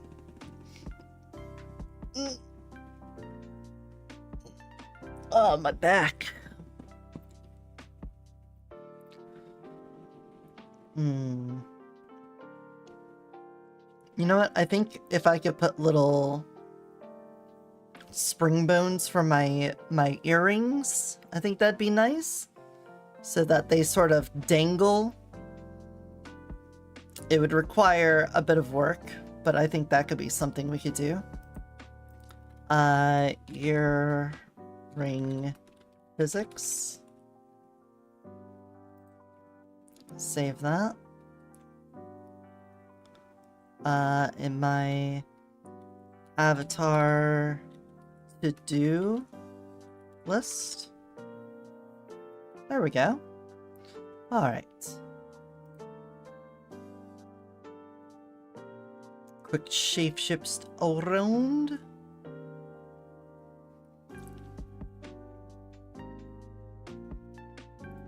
I also want to try getting into Warudo. I've seen a lot of people do stuff in Warudo, and I kind of want to use that for a bit and see if it's better than Vinian. I like Vinian. I like all the stuff I'm doing in Vinian. But if I could do cool stuff in Warudo, then I can switch over to that and do cool stuff there as well. Might be a bit of a pain to bring over.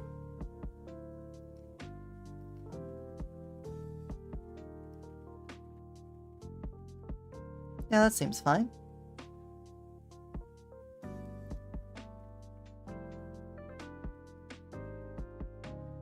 Why don't we just do a little bit of gaming? I got about an hour before I was expecting to stop here, so we're gonna save this, close out.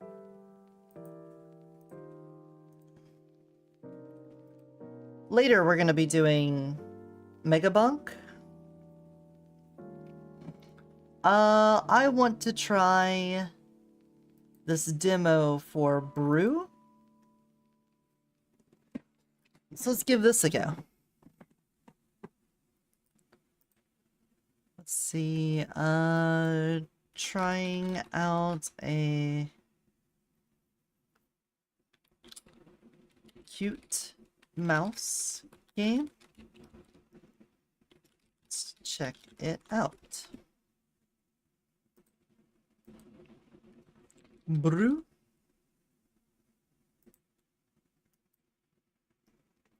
There we go. Category changed.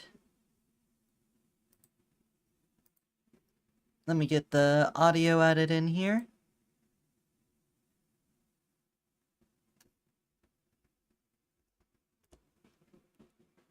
Properties. Add in Potion Land. That must have been the development name. Potion Land. There we go. Settings. Audio. It's not blowing off my ears right now, so I appreciate that.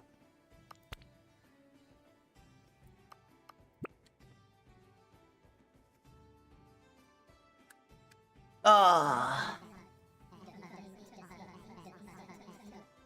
We got that Animal Crossing's voice acting sort of thing going on. Hold on, let me... There we go. Potions are used everywhere, from simple water potions for botany to mechanical constructs powered with fire potions. With a wilderness full of beasts, potions are the main way of protecting our towns from danger.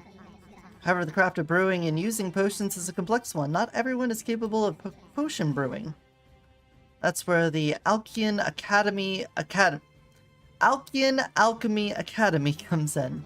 The most prestigious alchemy academy in the land, with a great focus on forming new Grand Alchemists. Ah, Grand Alchemists, the heroes of Alkean, traveling far and wide across the land to defend and help the people. Students come from all over Alkean to enroll in such academy. But to enroll, students must either pay a large entry fee or pass a demanding entrance exam. But you've been granted a special third entry method. Dear students, come to my attention that you have attempted and failed the grueling academy entrance exam over 50 times. This is, as I hear, a new all-time record.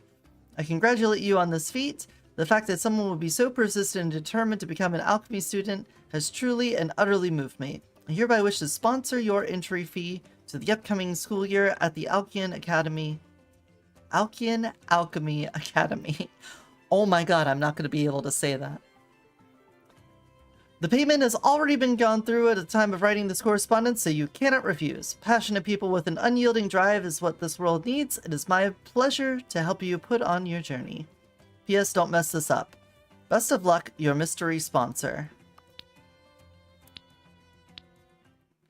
Alright. Ugh. I'm already dealing with a bully. Get out of my way. Alright. We're unfazed by bullies. Fuck them bullies. Alright, maybe I do need to turn the volume back up.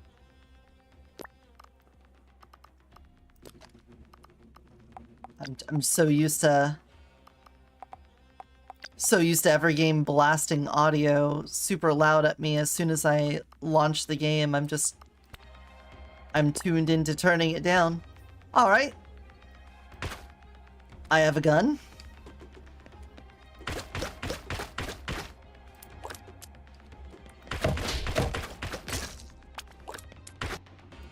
Corks. You found some corks. These could be used to trade amongst the students inside the tower shop. Professors are said to keep the leftovers in your locker after every tower attempt.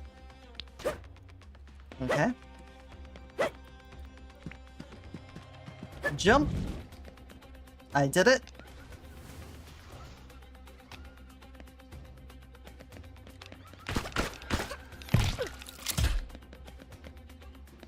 I murdered something. I will loot the chest, and I will get pyramids. I'm sure these are alchemy ingredients, right? Yes. You found an ingredient. Ingredients come in two different forms, elemental and metal ingredients. Combine ingredients together to brew potions. Potions are powerful temporary upgrades to your character that change the way you play. They can be thrown, drunk, or loaded into your potion gun, giving you elemental abilities. In the crafting menu, hold tab to open the crafting menu. We'll select to brew potions. Use your mouse to select a potion to craft. If you have enough ingredients, press left click to craft it. Ah, fuck me. And then press Q to drink the potion. Drinking the potion changes your melee attack and dash for a short time. Alright, you could probably not have so many of these in a row. You could probably, like, let me do the thing first, and then we can move on to that. Alright, we're gonna brew the potion. That's the amount I have. I can't do that. I can do a fire potion, and I can do a water potion. Looks like 2 pips of damage, 3 pips of armor, and 2 pips of movement speed. Well, this is a lot of damage, no armor, very little movement speed. So this is like the balanced one. I'm gonna go with that one for now.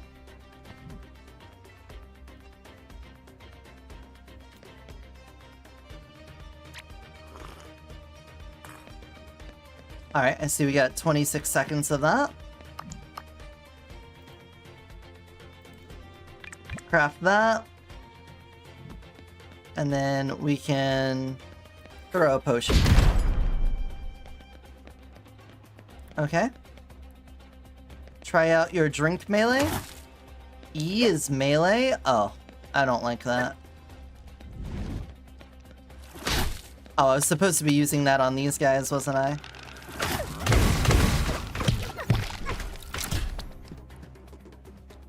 I think I was supposed to not test that out over there. I think I was supposed to test that out by actually fighting dudes.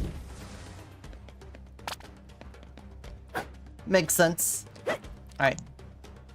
It does pause the game when you go to craft. So I can't craft that. I could craft this.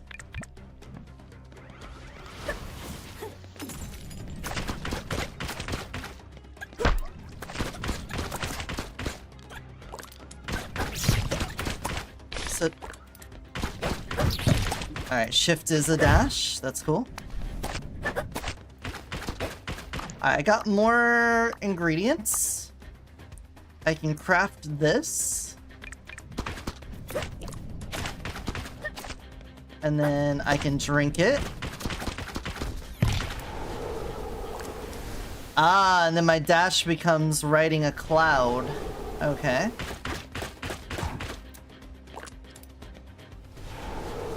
Oh, and I maintain height with that. Okay. Cool. You got money, and I'm assuming that's meta progression. Currency used in the world of Alkion. You can exchange medallions with items and knowledge in Marcel's shop. Okay. And now, library or shop? Well, I just got a coin, so I guess we go to the shop.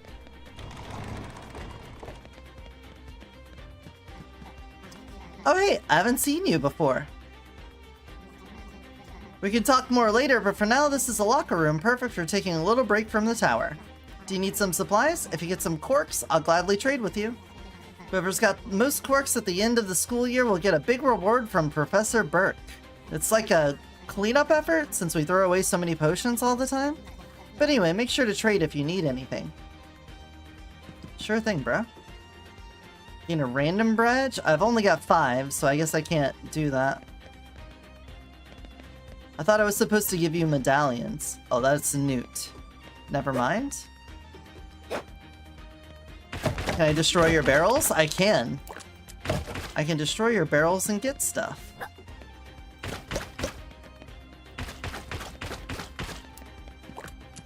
Well, I can't afford anything, so fuck me. What is this? Gifting. You can use the cauldron to bring ingredients to the alchemy grounds. You can gift your fellow students ingredients to deepen your friendship and unlock new items. Just beware that every student has different likes and dislikes. I've only got little pyramids. Okay.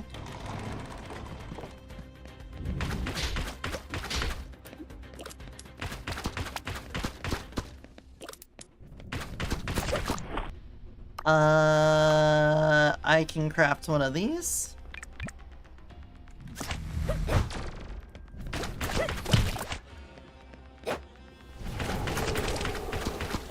Uh-huh. Mouse cannon boy. Fuck you.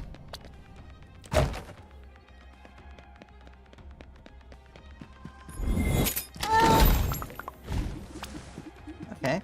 Currency.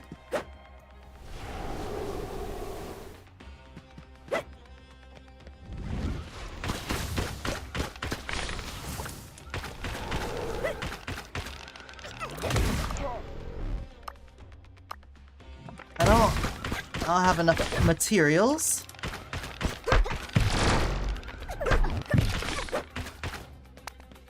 To do stuff.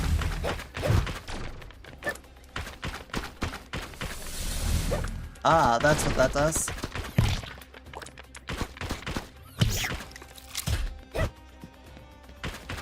I gotta destroy barrels and try to find more stuff. What about these? Oh, yep, all of those go. I got more wind elements.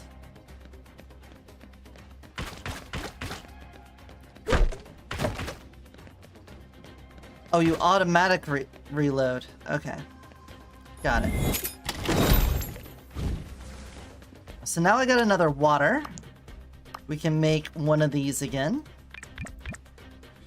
And using that...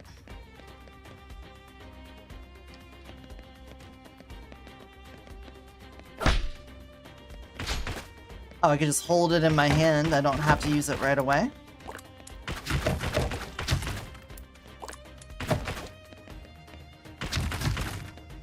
Seems like if you don't use all of your shots, you reload much faster. Alright, so I'm gonna drink this and then use my new slam. There we go.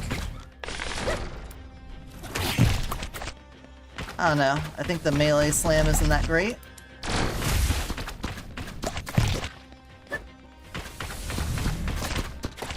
I accidentally shot all of my shots.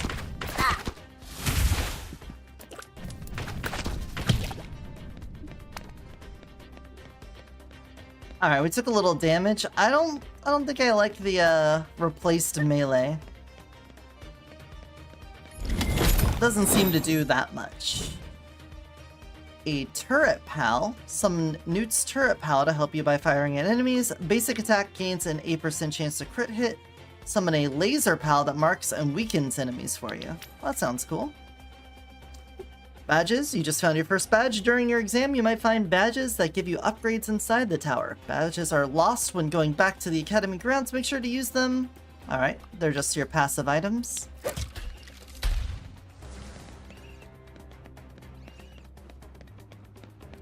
Alright, what are you? A chest room or the shop? Well, we could probably afford something now, but I think I would rather just get a chest. Basic attacks have a chance to poison. Whenever you melee, apply poison. Whenever you dash close to the ground, leave a poison pool.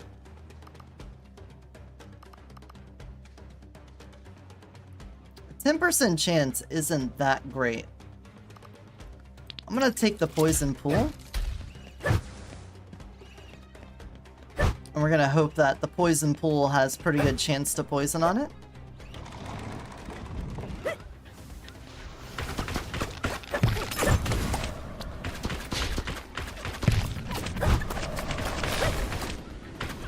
And the poison pool, I think, is the right choice here.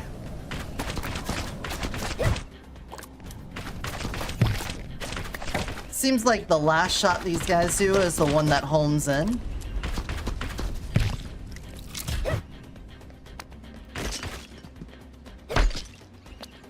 And if you're targeted on an enemy, that's when you do like the rush down.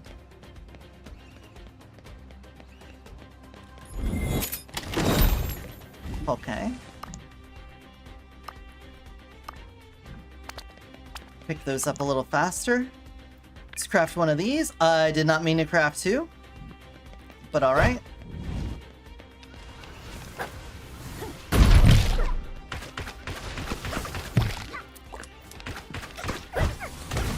Put the poison on you. Put the poison on you.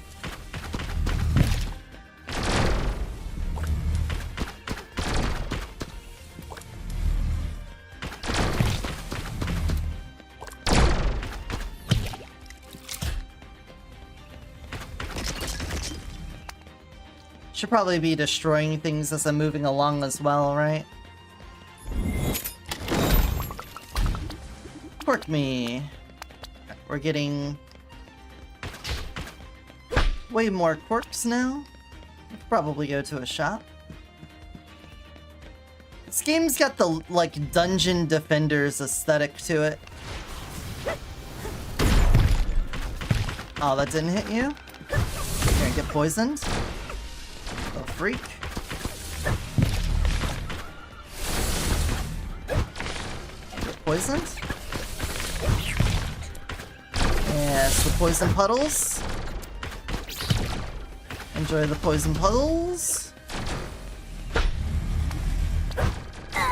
Oh, it sticks to you. I see.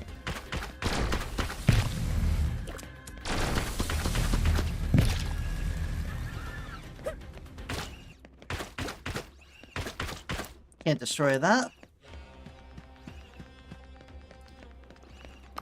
I could craft more of those. This...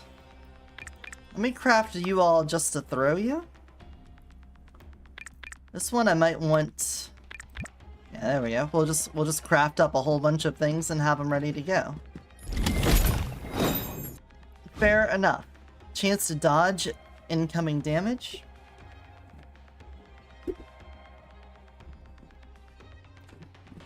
Poison now lasts for 20 seconds. Spawn a plant whenever a poison pool expires. Well, that sounds like something that builds off of what we're doing.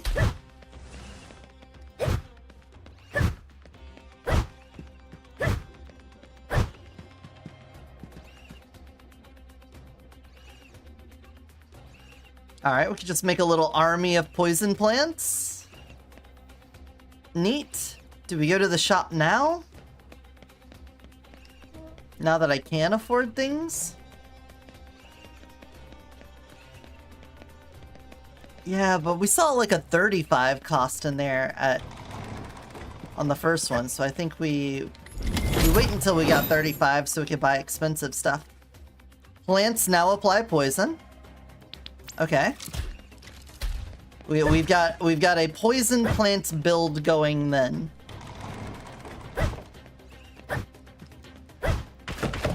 What I'm seeing here is that I need to constantly dash.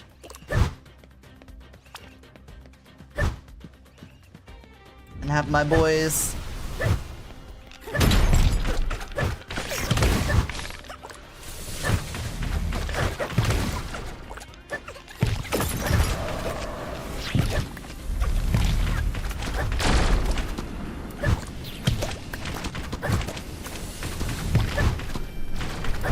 I don't even know what the plants are doing, if the plants are doing something.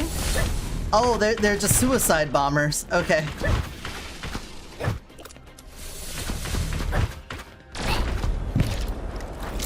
Okay, I don't think the dash actually gives you invincibility. I think I just dashed into an attack and got hurt. Where are they going?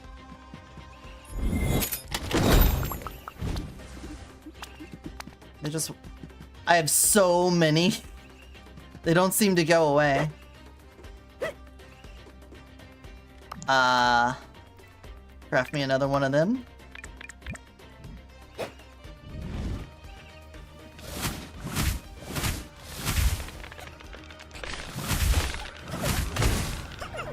Yep.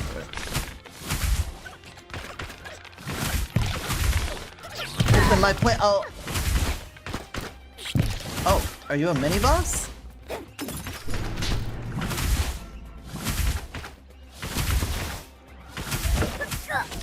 I didn't have my dash ready. Oh my gosh. Why didn't I dash? Oh, can I not air? No, I could definitely air dash.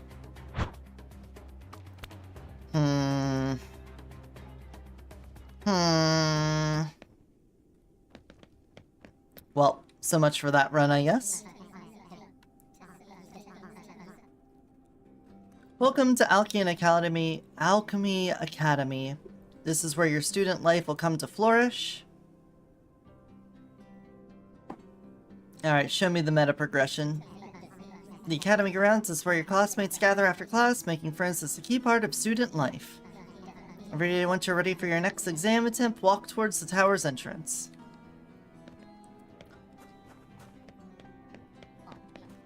Oh hey, you're the final student in our class, right? People are talking about you. You're the million entrance exam attempts guy, right? Well, nice to meet you. I'm Newt, and I cannot wait for mechanology class to start. One day I'll be the best tinkerer in all of Alkion. I'll be as successful as Miss Aquila herself. You arrived at the same time as Cinna. She's super not friendly, dude, so watch out for her. And if you ever need anything, don't hesitate to ask me. I've been here since yesterday, so I'm pretty much an expert. Damn, he's got that, he had the early access. Getting that early access on us? It's not fair.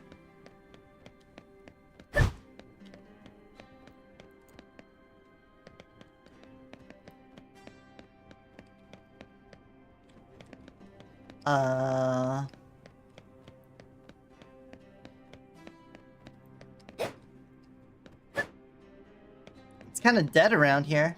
Ha! Got wrecked in the tower, huh? As expected. I didn't. Ha! Yeah, right, Pipsqueak. My name's Cinna. Don't you dare forget it. I come from one of Alkion's most important families.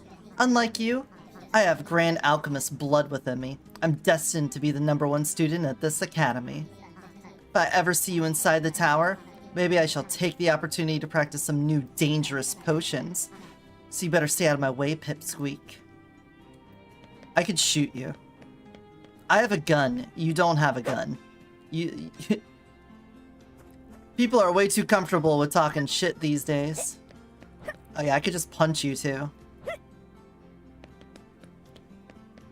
Well, we gotta find out. Can I just... I'm just out of here. Bye, guys. I got places to go. Farewell. Oh, never mind. That is the edge of the world. Does it, like, not rain here? Why do people leave their important research out on benches outside? Bread, though? I could sit down? Wow. Amazing.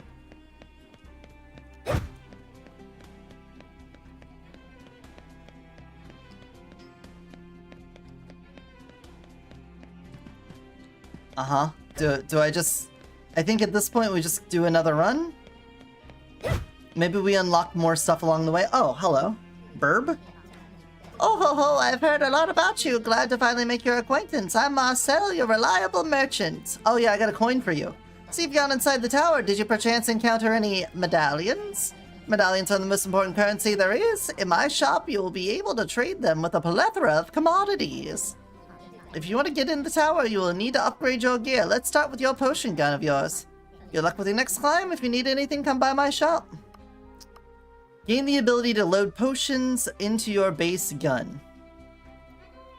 Use R to load a potion into your gun. Loading a potion upgrades your basic attack with a new weapon with limited bullets. Find the weapon that matches your playstyle and strategy. Sounds good. Alright, send me back in. We kind of had a run going there until I hit the mini-boss and then immediately died because I was spamming dodge to force more things to happen. Oh, we're back to this? Alright, well, we'll do something different then. Change potion recipes? I don't think I can. Okay, okay, so that's cool though. It's not just what you find. There's also going to be different setups that you could take in with you. Alright, I'm guessing I can't break anything in here.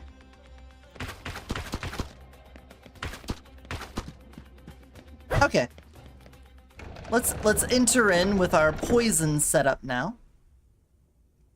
And see what we can get done. A cork.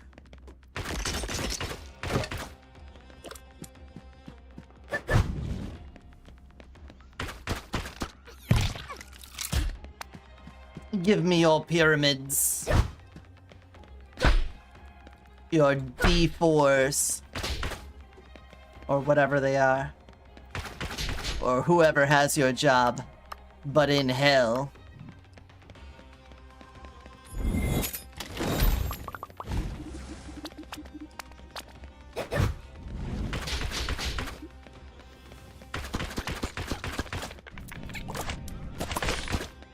Yes, die to poison. What about you? Would you die to poison?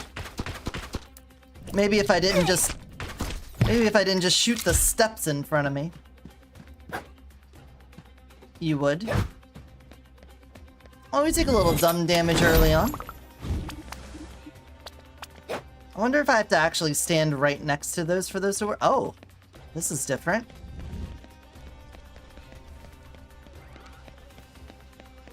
Can I shoot this down?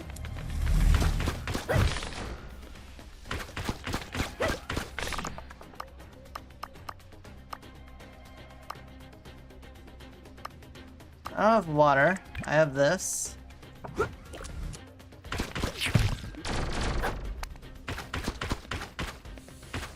So we could load this in. Oh. That turns this into like a sniper gun. Okay. Cool, cool. That's neat.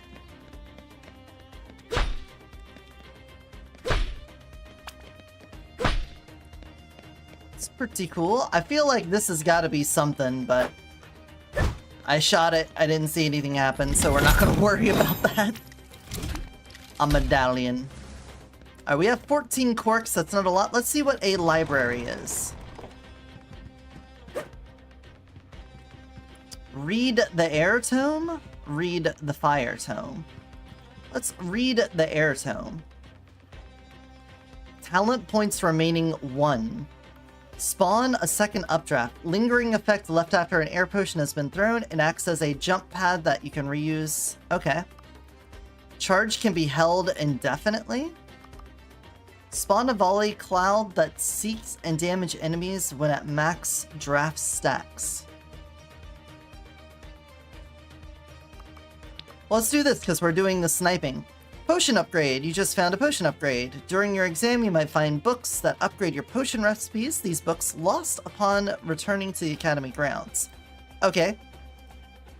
So items are passive effects, and books are going to be for upgrading our ability to alchemize. I like her. She seems cool and hot. An alchemy hyena.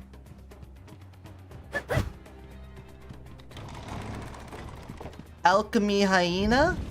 Alright, so I can presumably charge this? Oh, hell yeah. Oh, hell yeah. Have some of that. Have you one of those?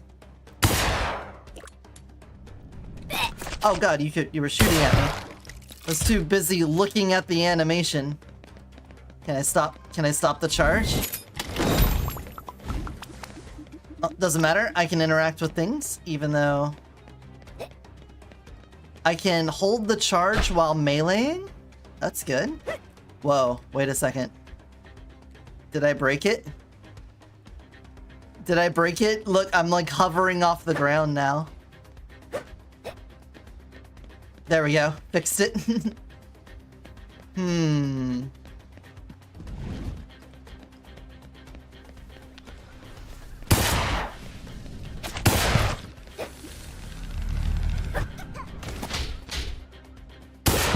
Or do you just get like a hover ability whenever you're charging with the air? Alright, we're out of that now. Well, that's cool. That's very cool. You get a different mechanic. I get a hover ability while loaded with that. Alright, in that case then, we will continue to use that. I will have you for grenades, and then you for defense. But we'll go 3, reload you.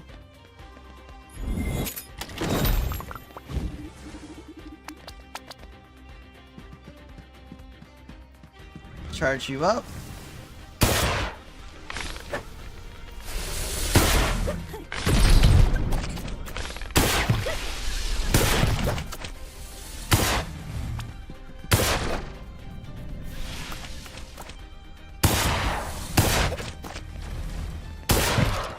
Someone behind me. That health bar is gone. Okie dokie.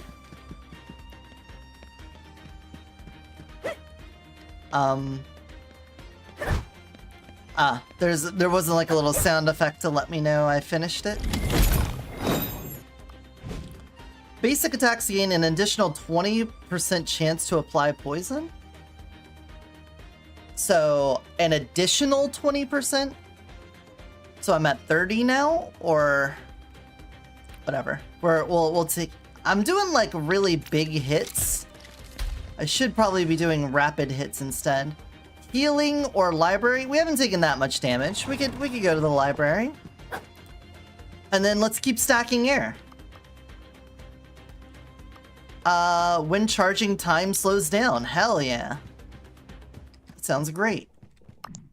I can't make another air potion for now though.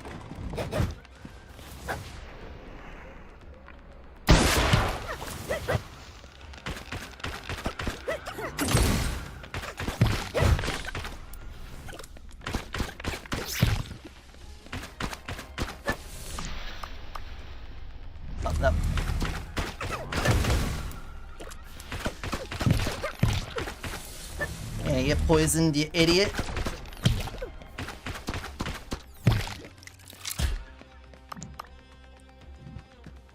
I need more air. Cork me up. Cork me up, Buttercup. Do I need to get close? I think I need to get close to pick things up. That's a bit of a shame. Just auto pick up things when there's no enemies around. I feel like that's not asking a whole lot. Can I make anything? I can make fire. Just make me one of those.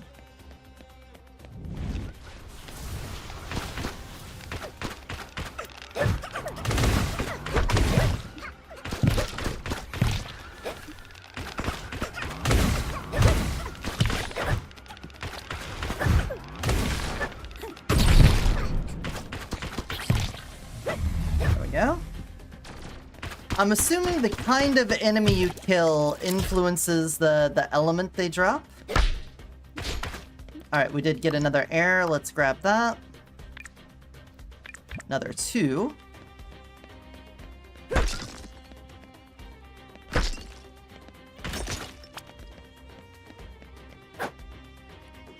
That would be my assumption. I'm also assuming this is going to play into something later. Like maybe if we're a different character or we get some upgrade, we could use that for something. It seems like an interactable.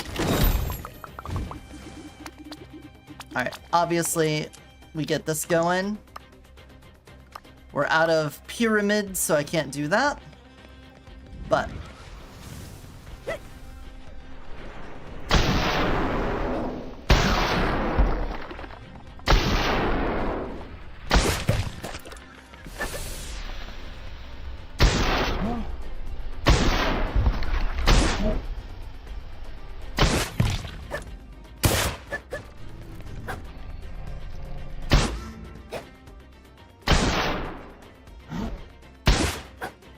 alright, it looks like even though I'm in slowdown time,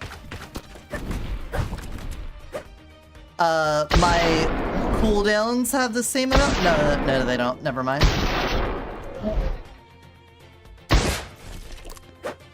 Welcome to the motherfucking Matrix.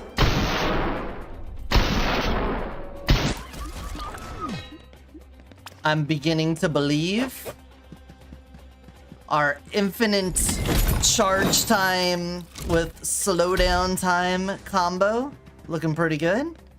Chest room or healing? I'd take a chest room then. Thought we would get a shot. Look me up. Gain an extra dash? Get a pal that helps shoot at enemies? That could help when we are, I don't know. IDK. Okay, boss room? Maybe? No?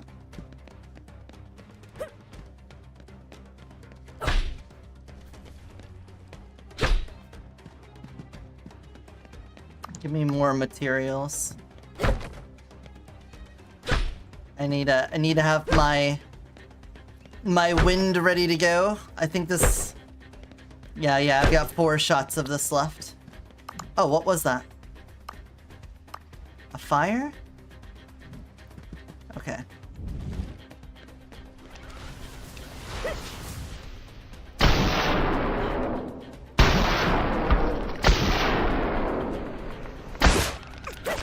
Alright. Get him, bud. Yeah, put the poison on him. The flyer. Oh, I got touched. This is a bad touch.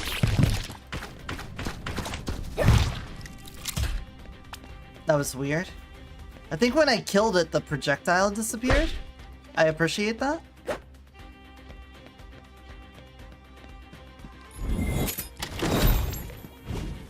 Oh, there we go. Alright, give me another one of you back. Actually, we just go all in on air. Oh, I can't go all in on air. Alright, well.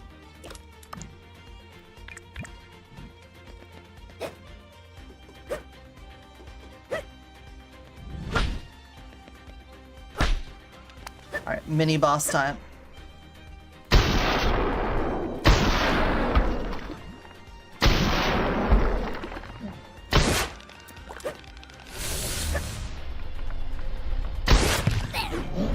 Holy shit.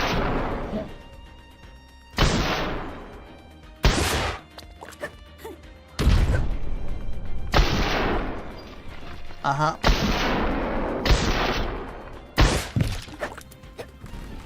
Can I make another one? I can't. We can make another fire. I can make a water.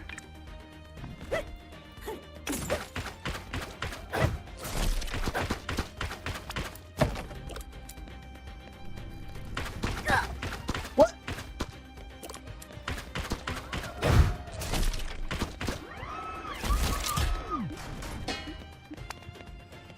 All right, now there's a healing room. We gotta take it. Air! Wind! Oh, I'm out of pyramids now because I used it on the water. Oh, pyramid. Thank you. Thank you. I will take this. I will load this. And we will win. We will rule the day. I have all these quirks. It'd be nice to actually use them for something. Alright.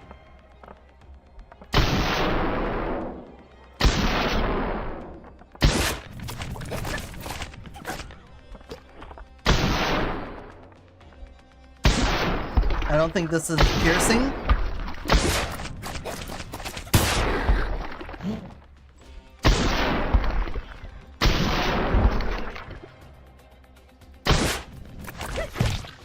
Alright. Get poisoned.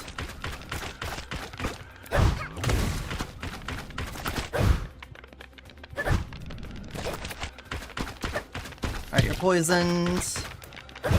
Excuse me.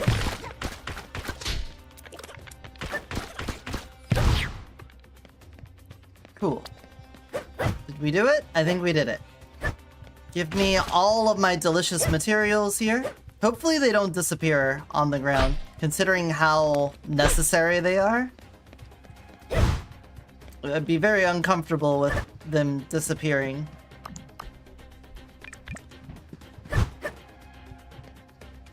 Health. Alright, we could take the health this time.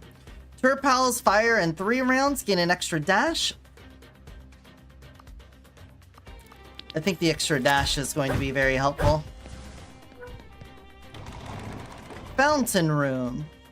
While climbing the tower, you might encounter a fountain room. These rooms have a refreshing fountain front and center. Make sure to drink from it to recover health before resuming the exam.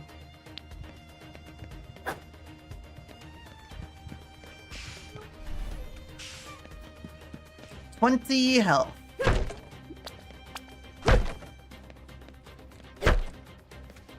Less than half, but that's fine. Wait. Can I not break this one? Yes, I can.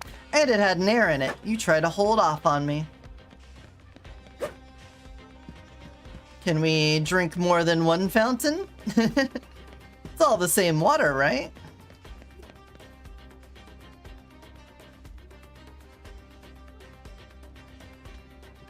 I'm gonna close my window. It's getting chilly in here.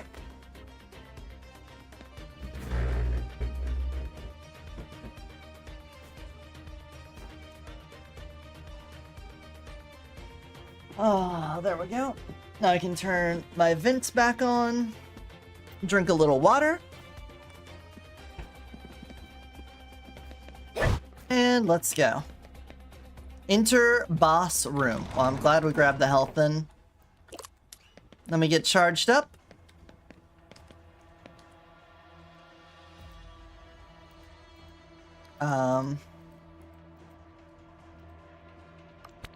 I'll put a dewdrop in there.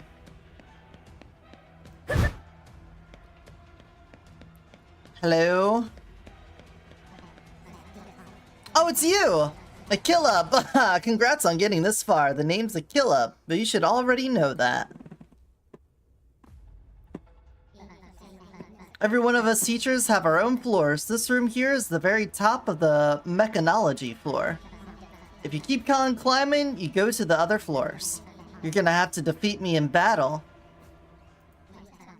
Prepare that potion gun of yours. Uh-oh. Okay. Oh god, oh god, oh god, oh god, it's still falling.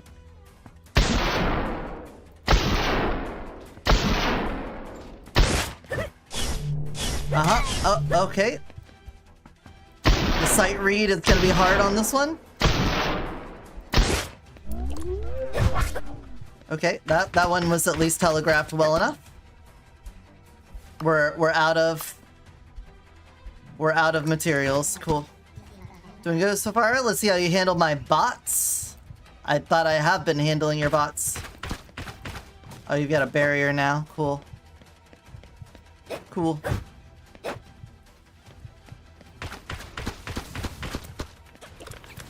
They're behind me.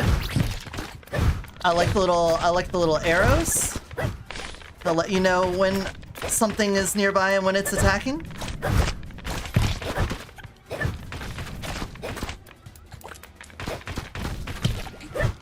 Oh, okay, we got a thing.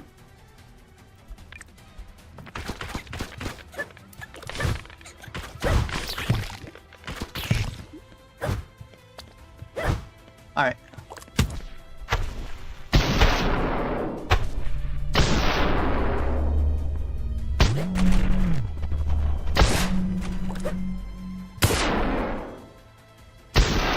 Uh-huh.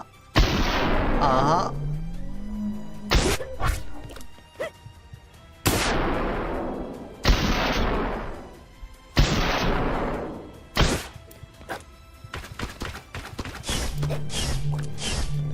Okay, that time that went a little better. Alright, more bots again.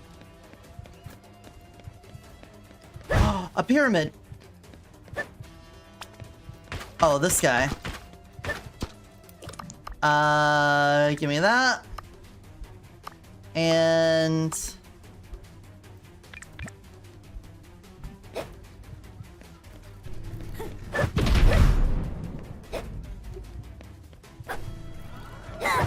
I didn't want to do that. I wanted to use it. Oh no, two of them. Oh, the laser.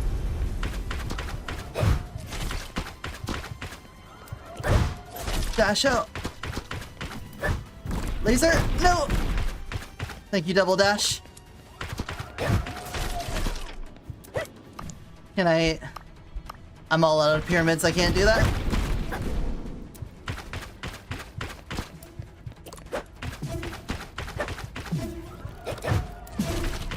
What are you doing?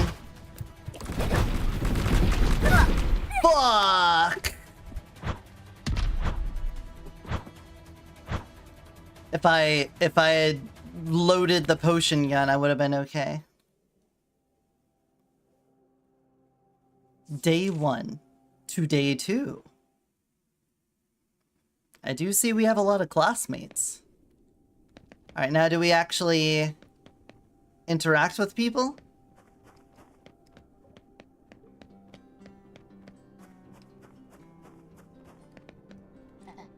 Hats! Hey, new student, huh? Welcome to Remy's 1000 hats. Are you tired of wearing that same old hat every day? Tired of people looking at you and thinking, wow, totally not fashionable? Well, then you came to the right place. Browse my merch all you want. No. I want mechanics before I want cosmetics. Personally. Unless I have to buy that to unlock mechanical stuff. Oh, you! It's Newt. Seems like Newt is tinkering with some device on his workbench. Hey, new guy! Could you help me with something real quick? Yeah, sure. Thanks, dude. Have you heard of the Alkian Tinkering Contest? It's a mechanology tournament that happens once a year here in the Academy. It's hosted by Miss Aquila herself. It's happening soon, so I really want to win, so I'm practicing super hard for it. So here's my latest invention, the Turret Pal. I've been trying to mimic the turret's enemies that can be found in the tower, just, you know, more friendly. Hopefully Miss Aquila thinks it's cool. Well, anyway, I need some help tightening some of the big bolts. Grab a wrench. Sure, I'm qualified to do this, I bet. We work on the Turret Pal for a while. Seems to be going well. Hey, watch out!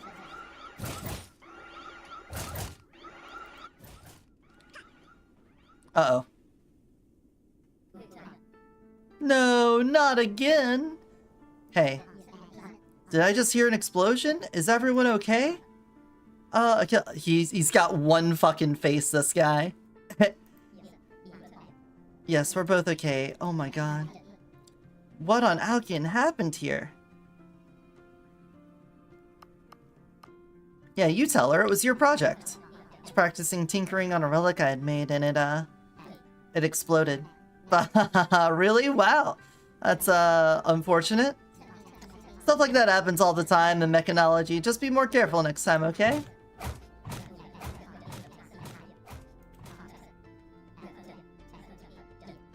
Aw. Don't be down on yourself. Things blow up.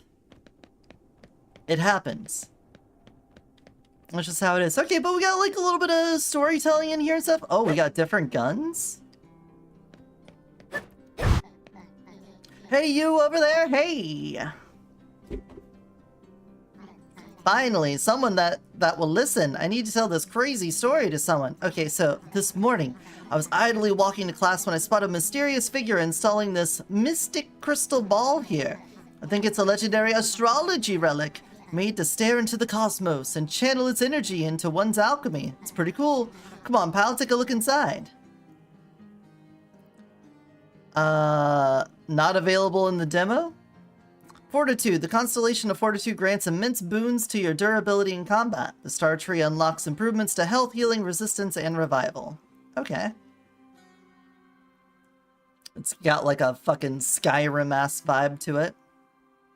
I have 1 point available. Alright. Gain resistance to enemy attacks while under half health. Max health at the end of each room. Restore 30% health when your health is repleted. Alright, a revive. Gain resistance. Okay. Sounds cool. Thank you. Foo, you're still here. I was afraid it was deadly trap or something. Thanks for testing it out. By the way, I've introduced myself. My name's Aster, and I'm the most fantastical and magical magician in all of Alkian. I'll be seeing you around, pal. Make sure to upgrade your alchemical senses every so often in the crystal bowl. Alright.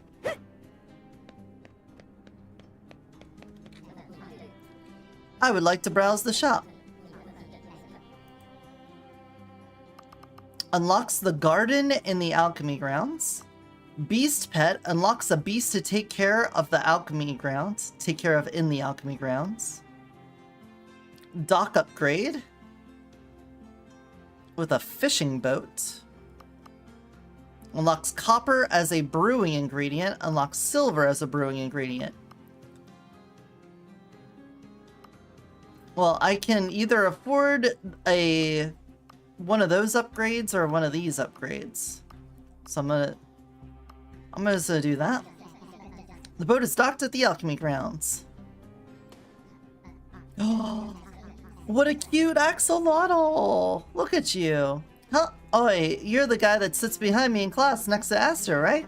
I've been so busy exploring the academy, I haven't had time to introduce myself. I'm Isleen, by the way. I just came back from a fishing trip. It was quite the challenge to maneuver the boat on my own. I'll be seeing you around. Got to take all the fish to the cafeteria. Met a new student. Can I gift you a water? Oh, a dewdrop. Such a delicate thing. Thank you so much. I'll treasure it forever. Alright, but did that do anything? Is it just meeting a new classmate? What would you like? I will gift you a pyramid of gold. Don't even try giving me your trash? Okay then. Did I actually give it to you?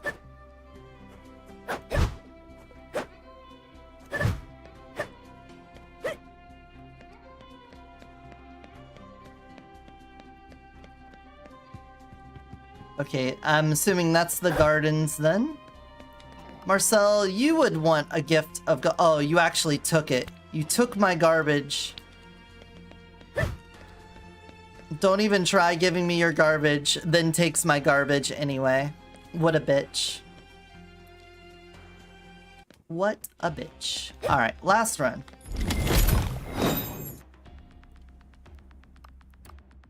Chance to spawn lightning. It's a pretty good chance. Okay. Hopefully this gets us more involved with lightning stuff.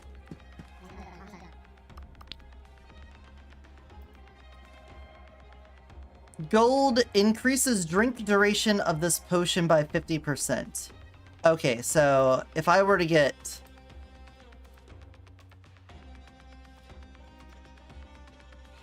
If I were to use a different ingredient here, we would probably see different effects on different weapons. Got it. Got it. So a melee, you could focus more melee, focus more drinking. So this is technically a drink-focused setup. Technically speaking. Still getting a lot of wind though.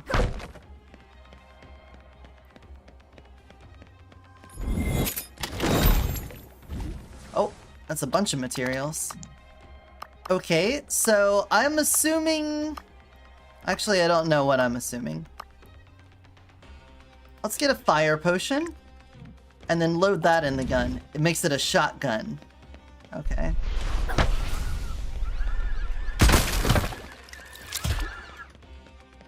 Okay. Not gonna complain about big deadly shotgun.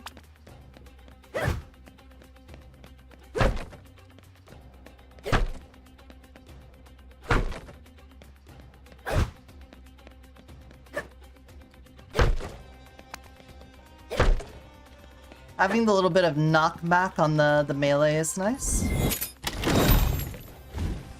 Even more? Dang. I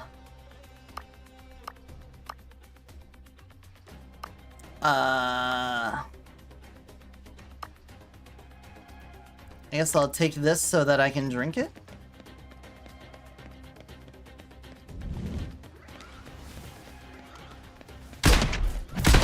Whoa, did I just shoot into the ground?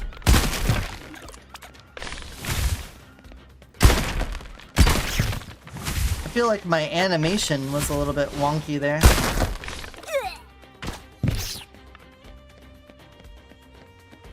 Was that just me?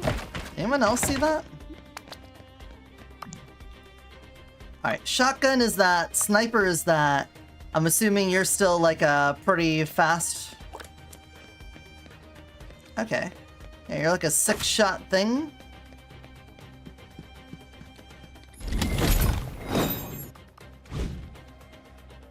Drink. Your melee is now larger and knocks back enemies. Let's try to lean into our water drinking then. And we'll see about doing like a melee run. Shop we can't do, library we can do. Let's hope we hit more water. We didn't. So fire tome.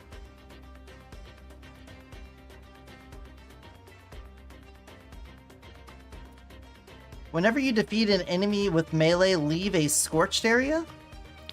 Let's make our fire explosions better, since we're probably going to be drinking the water.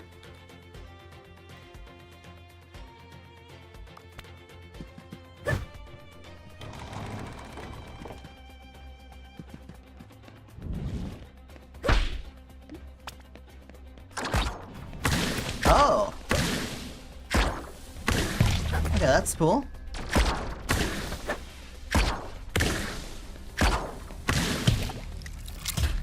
It's cool. Cool little grenade launcher.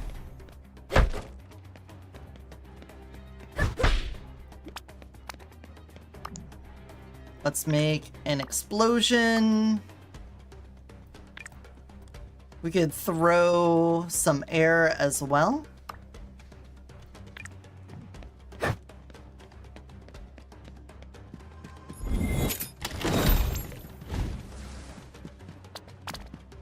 And then get ready to drink some water.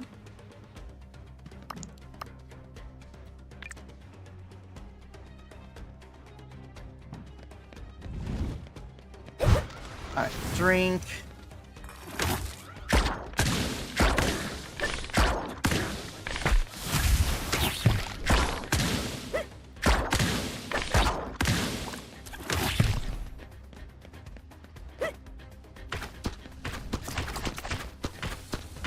I don't feel like the lightning is coming into play very much here. Oh, well.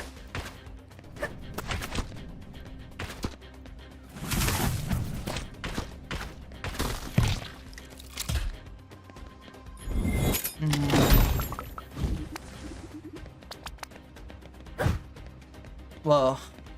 My cooldown on the dash was a little bit fucked up there.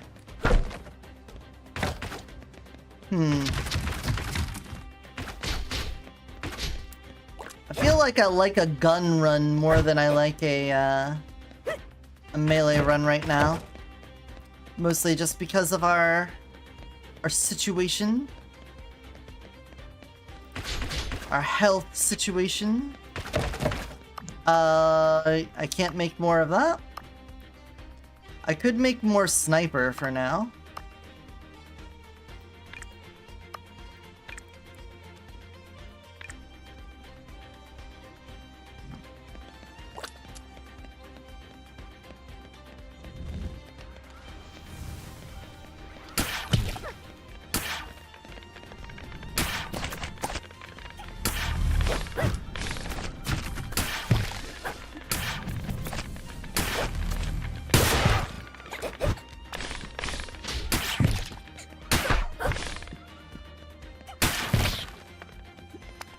Alright, we got a little water back. So we can make one, and then be ready to drink it.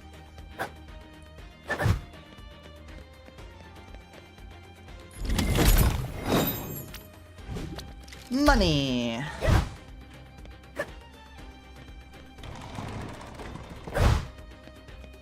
Alright, something that helps with our melee brew setup here.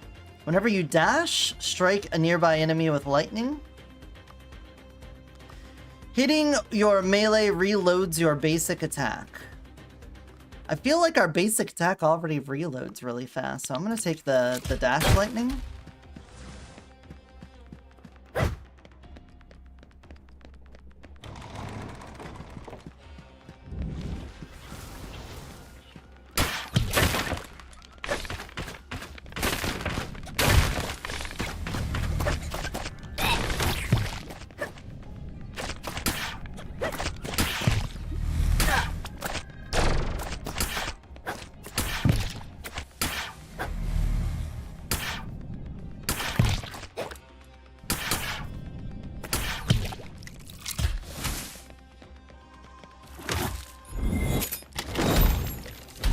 I also, yeah, I don't like how drinking basically means you have to speed run your way through the game because you're on a timer.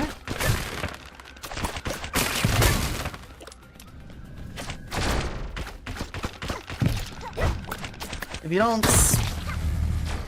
don't speed along, then you're gonna lose out. Whereas with the loading your gun, I could just not shoot and not lose the ammo, you know?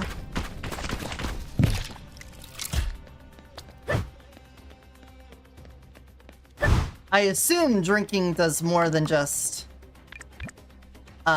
since it's got like this little defense thing on it, I'm assuming it does more than just increase your damage and change your moveset. But as long as it's on a timer, then that kind of sucks.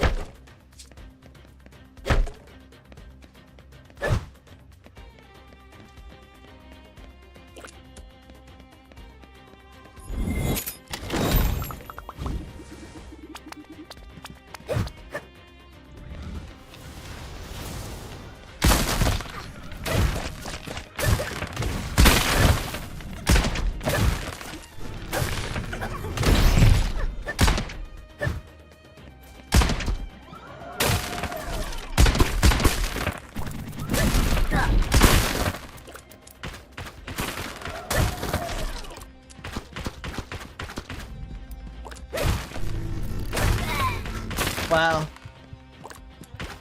Turn while I do that? What? Okay. I think I want to like jump and dash. I feel like the game, I had like plenty of time to dash there. And I hit jump dash and I just didn't dash. I think like maybe the jump animation, like jump squat.